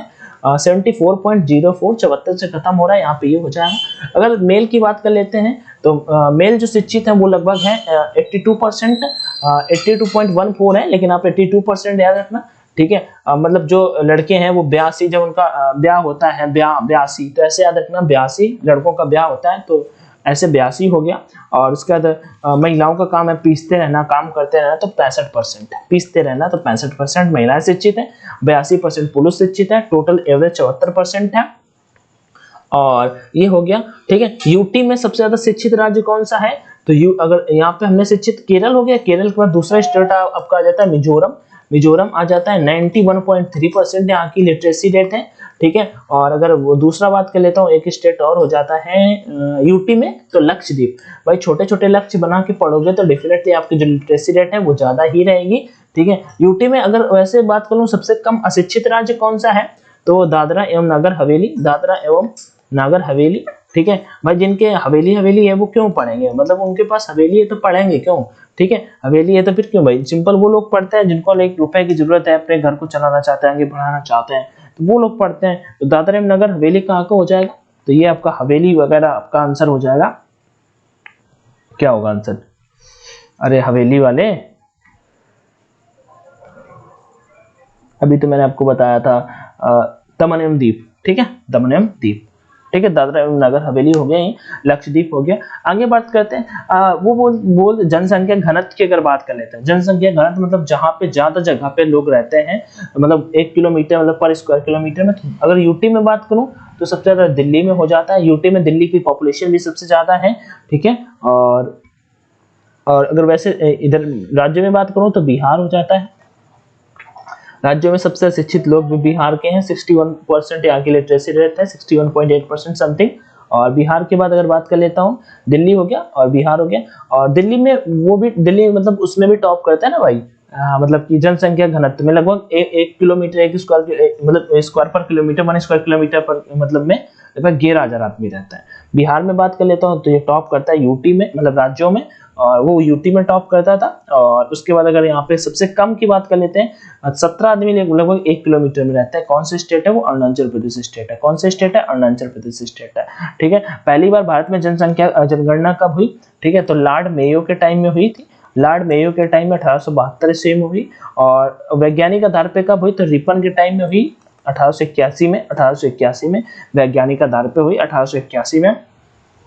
अभी जो 2011 की जनगणना हुई थी इसमें भारत क्या बताना चाहता था? बहुत हो गया ना, अभी जनगणना से बहुत डीप में जा रहे हैं, इतना सब नहीं। ये पॉइंट वाला नहीं पूछेगा, ये पूछेगा कि कौन शिक्षित है कौन अशिक्षित है, ये भारत की लिटरेसी रेट पूछ लेगा। अब जैसे पूछो कौन से राज्य में महिलाओं और पुरुष जनसंख्या से तो सबसे बड़ा राज्य कौन सा है? तो उत्तर प्रदेश में सबसे ज्यादा जनता है, सभी को पता है देश का। ठीक है ठीक है ठीक है ठीक है, ये हम क्वेश्चन ऑलरेडी कर चुके हैं। सर्वाधिक जनघनत्व वाला राज्य कौन सा है? तो जनघनत्व वाला राज्य डेफिनेटली 122 नंबर। अच्छा बताइएगा इसका आंसर, यहाँ पे 122 नंबर क्वेश्चन है, इसका आंसर क्या होगा? तो अभी मैंने कुछ देर पहले तो इसका आंसर बताया, इसका आंसर आपका बिहार हो जाएगा। ठीक, आगे केरल में लिटरेसी रेट बता दिया, उत्तर प्रदेश सबसे ज्यादा जनसंख्या में है, एरिया में आपका महाराष्ट्र है। ठीक है, न्यूनतम साक्षरता दर वाला राज्य कौन सा है? ये भी आपका बिहार ही हो जाता है। आगे बात करते हैं यहाँ पे भारत का जनघनत्व कितना था। भारत, अभी एक एसएससी का एग्जाम था यार, पता है। और मैं आपको एक घटना बताता हूँ मेरा एक मतलब दोस्त से बात हो रहा था, उसका पेपर था, तो मैंने उससे बोला कि भाई आप ऐसा करना है, सेंसस पढ़ लेना, और सेंसस में क्वेश्चन आएगा आपका, सेंसस से क्वेश्चन आएगा पक्का तुम्हारी शिफ्ट में। और ये क्वेश्चन मुझे नहीं देखने को मिला, हो सकता है क्वेश्चन एसएससी पूछ लेता है, एसएससी का फेवरेट क्वेश्चन में आ जाता है ये। 32 आंसर वैसे है इसका। तो उसने पढ़ा भाई ये क्वेश्चन, और मैंने उसे बता भी दिया, तो पेपर दिया उसने, वो आया बताया भाई जनगणना क्वेश्चन है ना, क्या बात है, यही सेंसस का आया था। तो हम कौन सा था? कहता है भाई मैंने इतना देखा तो बहुत खुशी हो गया, लेकिन उसमें पता भारत की जगह पता क्या दे रखा था? श्रीलंका दे रखा था। तो मैंने कहा भाई तभी तो एसएससी कहलाती है। ठीक है, उसका आंसर 364 था, तो वो 350 लगा के आ गया था, गलत हो गया। ठीक है, तो आपको खैर इतना ही पढ़ना, आपको ज्यादा उसमें नहीं जाना, नहीं पूछेगा एसएससी कहाँ बात करें, ये हम क्वेश्चन ऑलरेडी कर चुके हैं, ज्यादा क्वेश्चन नहीं बचा, परेशान मत होना। ठीक है, इनमें से कौन सी मध्य प्रदेश की जनजाति है? तो बैगा, मुरिया और मुइया, ये सभी की सभी जनजातियां कहाँ की हैं? सभी जनजातियां आपकी मध्य प्रदेश में है। लेप्चा कहाँ की जनजाति है? लेप्चा आपकी सिक्किम की जनजाति है। लेप्चा आपकी कहाँ की जनजाति है? सिक्किम की जनजाति है। ठीक है, अगर आपसे पूछ लेता है चेंचू और लंबाड़ा आंध्र प्रदेश की है, चेंचू और लंबाड़ा कहाँ की है? आंध्र प्रदेश की है। नागा और कुकी पूछ देता है, नागा और कुकी पूछ देता है, तो ना फॉर नागा, नागालैंड की हो जाती है, नागालैंड की हो जाती है। नागा और कुकी कहाँ की है? नागालैंड की हो जाती है। ठीक है, और अगर कोटा टोडा पूछ लेता है, कोटा और टोडा ये उत्तराखंड की है। सर यूके लिखे दे रहा हूँ। सबसे बड़ी मात्रा में जो जनजाति पाई जाती है वो भील जनजाति पाई जाती है। भील जनजाति पाई जाती है जो आपका एमपी में पड़ती है। वो कहाँ पे? एमपी में सबसे बड़ी मात्रा में जो जनजाति है भील है, जो एमपी मध्य प्रदेश में पड़ती है। लेप्चा कहाँ पे? सिक्किम पे है। लेप्चा कहाँ पे? सिक्किम पे ऑलरेडी डिस्कस कर चुके हैं। आगे कौन सी नदी के किनारे क्या बसा हुआ है, ये भी हम यहाँ पे क्वेश्चन डिस्कस कर लेते हैं। दोनों क्वेश्चन आ चुके हैं, हम यहाँ पे अच्छे से करेंगे, कोई दिक्कत नहीं है। हैदराबाद किस नदी किनारे स्थित है? मूसी के। ठीक है, तो हम देख लेते हैं। हैदराबाद तो मूसी के किनारे हो गया। आगरा हो गया, आगरा, दिल्ली, जब कभी दिल्ली जाओगे तो आपको ये तीनों नदियां मिल जाएंगी। मथुरा तक चले जाना तो सब कुछ मिल जाएगा। आगरा, दिल्ली, मथुरा, यमुना नदी पे। ठीक है, यमुना पे, तो ये तो फिर ऑप्शन में था नहीं, कोई बात नहीं। अहमदाबाद अगर पूछ लेता है, अहमदाबाद किस नदी के तट पे है? तो साबरमती। ठीक है, अहमदाबाद कहाँ पे है? साबरमती इसका राइट आंसर हो जाएगा। अगर आपसे बद्रीनाथ पूछ देता है, बद्रीनाथ किस नदी के तट पे है? अलकनंदा, अलकनंदा। बद्रीनाथ कहाँ पे? अलकनंदा। कटक कहाँ पे है? कटक, कटक किस नदी पे है? कटक महानदी पे है। महानदी, महानदी कहाँ पे? महान लोग उड़ जाते हैं, उड़ीसा। ठीक, दिल्ली में ऑलरेडी बता चुका हूँ। डिब्रूगढ़ अगर पूछ लेता है, डिब्रूगढ़ असम में पड़ता है। असम में कौन सी नदी है? डिब्रूगढ़, मतलब असम में तो ब्रह्मपुत्र रिवर हो जाएगी, ब्रह्मपुत्र रिवर हो जाएगी। डिब्रूगढ़ ब्रह्मपुत्र रिवर हो जाएगी। श्रीनगर, अब कश्मीर में कुछ लोगों को हम लोग झेल रहे हैं ना, या झेल रहे थे, झेलम, ये झेलम हो जाएगा। श्रीनगर का क्या हो जाएगा? झेलम हो जाएगा। ठीक, सूरत ताप्ती नदी पे हमने सूरत में कितनी परियोजनाएं पढ़ी, 2 परियोजनाएं पढ़ी, काकरा पार पढ़ी, ठीक है, और एक उकाई पढ़ी। तो सूरत किस नदी पे है? सूरत हो गया आपका ताप्ती नदी पे, ताप्ती नदी पे। ठीक, आगे अगर आपसे पूछ लेता है जबलपुर आपका नर्मदा नदी पे हो जाता है, जबलपुर नर्मदा नदी पे हो जाता है। जमशेदपुर अगर पूछ लेता है, जमशेदपुर स्वर्ण रेखा, ठीक है। नासिक पूछ लेता है, अगर नासिक, वो गाना नहीं है, नासिक के ताल पे धन धनाधन हो गया, गोदावरी पे हो जाता है। रुकिएगा थोड़ा सा नीचे करते हैं वैसे। हाँ, लखनऊ गोमती आप सभी जानते हो, लखनऊ जानते हो ना, लखनऊ गोमती पे, ठीक है, लखनऊ गोमती पे है, उसके आगे जौनपुर गोमती पे है। वैसे तो भाई पढ़ने के लिए अब केवल गंगा ही डिस्कस करते हैं, बट एक टाइम पे याद किया था, कान्हा बाप हवाई वेग से भागा, ऐसे ट्रिक थी, ठीक है। कानपुर और उसके बाद हरिद्वार और भागलपुर, पटना, बाप हो गया, भागा, हवाई वाई, बेगूसराय, इलाहाबाद और बाकी बोल गया, ठीक है, कोई दिक्कत है। कोलकाता कहाँ पे हो गया? हुगली नदी पे, ठीक है। गोमती लखनऊ और जौनपुर, गंगा मैंने आप सभी को बता ही दिया, ये तो मूसी हो गई, महानदी उड़ीसा में होते हैं कटक पे, नर्मदा डेफिनेटली बता दिया, गोमती भी आप सभी के साथ में शेयर कर दिया। आगे बढ़ते हैं, नेक्स्ट क्वेश्चन की ओर डिस्कस करते हैं। श्रीनगर किस नदी के किनारे स्थित है? तो झेलम नदी के किनारे। श्रीनगर किस नदी किनारे? कानपुर किस नदी? तो गंगा नदी किनारे है। हैदराबाद मूसी, ये क्वेश्चन हो गए हैं। पर्यावरण के 3 घटकों में कौन शामिल नहीं है? तो ये भौतिक होते हैं। बस फाइनली गाइस अभी कंप्लीट हो चुका है, ठीक है, कंप्लीट हो चुका है। और कुछ क्वेश्चंस मैं आप सभी से पूछता हूँ, 2 से 3 क्वेश्चन, और ये मैंने यहाँ पे इस पीडीएफ में थोड़ा सा यहाँ पे राष्ट्रीय उद्यान भी ऐड कर दिए हैं। हाँ, ये इंपॉर्टेंट है। जिम कॉर्बेट जैसे उत्तराखंड पे है, Pin valley national park Himachal Pradesh में, केवलादेव राजस्थान पे, दुधवा उत्तर प्रदेश में, डाचीगम जम्मू कश्मीर पे। थोड़ा सा ऊपर चलते हैं, वेदनथन, जलीपच्छा, चिमलीपाल, मरु, दगंधरा, ये 2-4 ज्यादा नहीं है, 10-12 है, सिंपल इतना डिफिकल्ट नहीं है, आप इसे भी देख लेना, ठीक। यहाँ पे हो गया। आगे चलो हम यहाँ पे आपको वो कर देते हैं, बता देते हैं, कुछ क्वेश्चन आपसे पूछ लेता हूँ, मुझे आप बताइएगा कि भारत का जो धान की डलिया है, धान की डलिया उसे किसे कहा जाता है? धान की डलिया किसे कहा जाता है? और जुड़वा नगर कौन कौन से हैं? भारत में जुड़वा नगर वो कौन कौन से?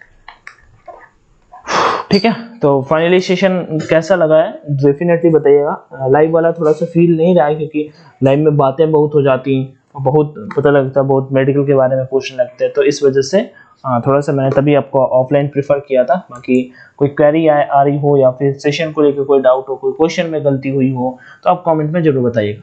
दोस्तों के साथ में शेयर भी कर सकते हो, और किसी भी एग्जाम के लिए क्लास कर सकते हो। तब तक के लिए थैंक यू सो मच, जय हिंद, all the best everyone, take care, स्वस्थ रहिए, मस्त रहिए। अभी हम इसे करते हैं फिनिश, और बस बाय बाय, ध्यान रखिए, मस्त रहिए, स्वस्थ रहिए।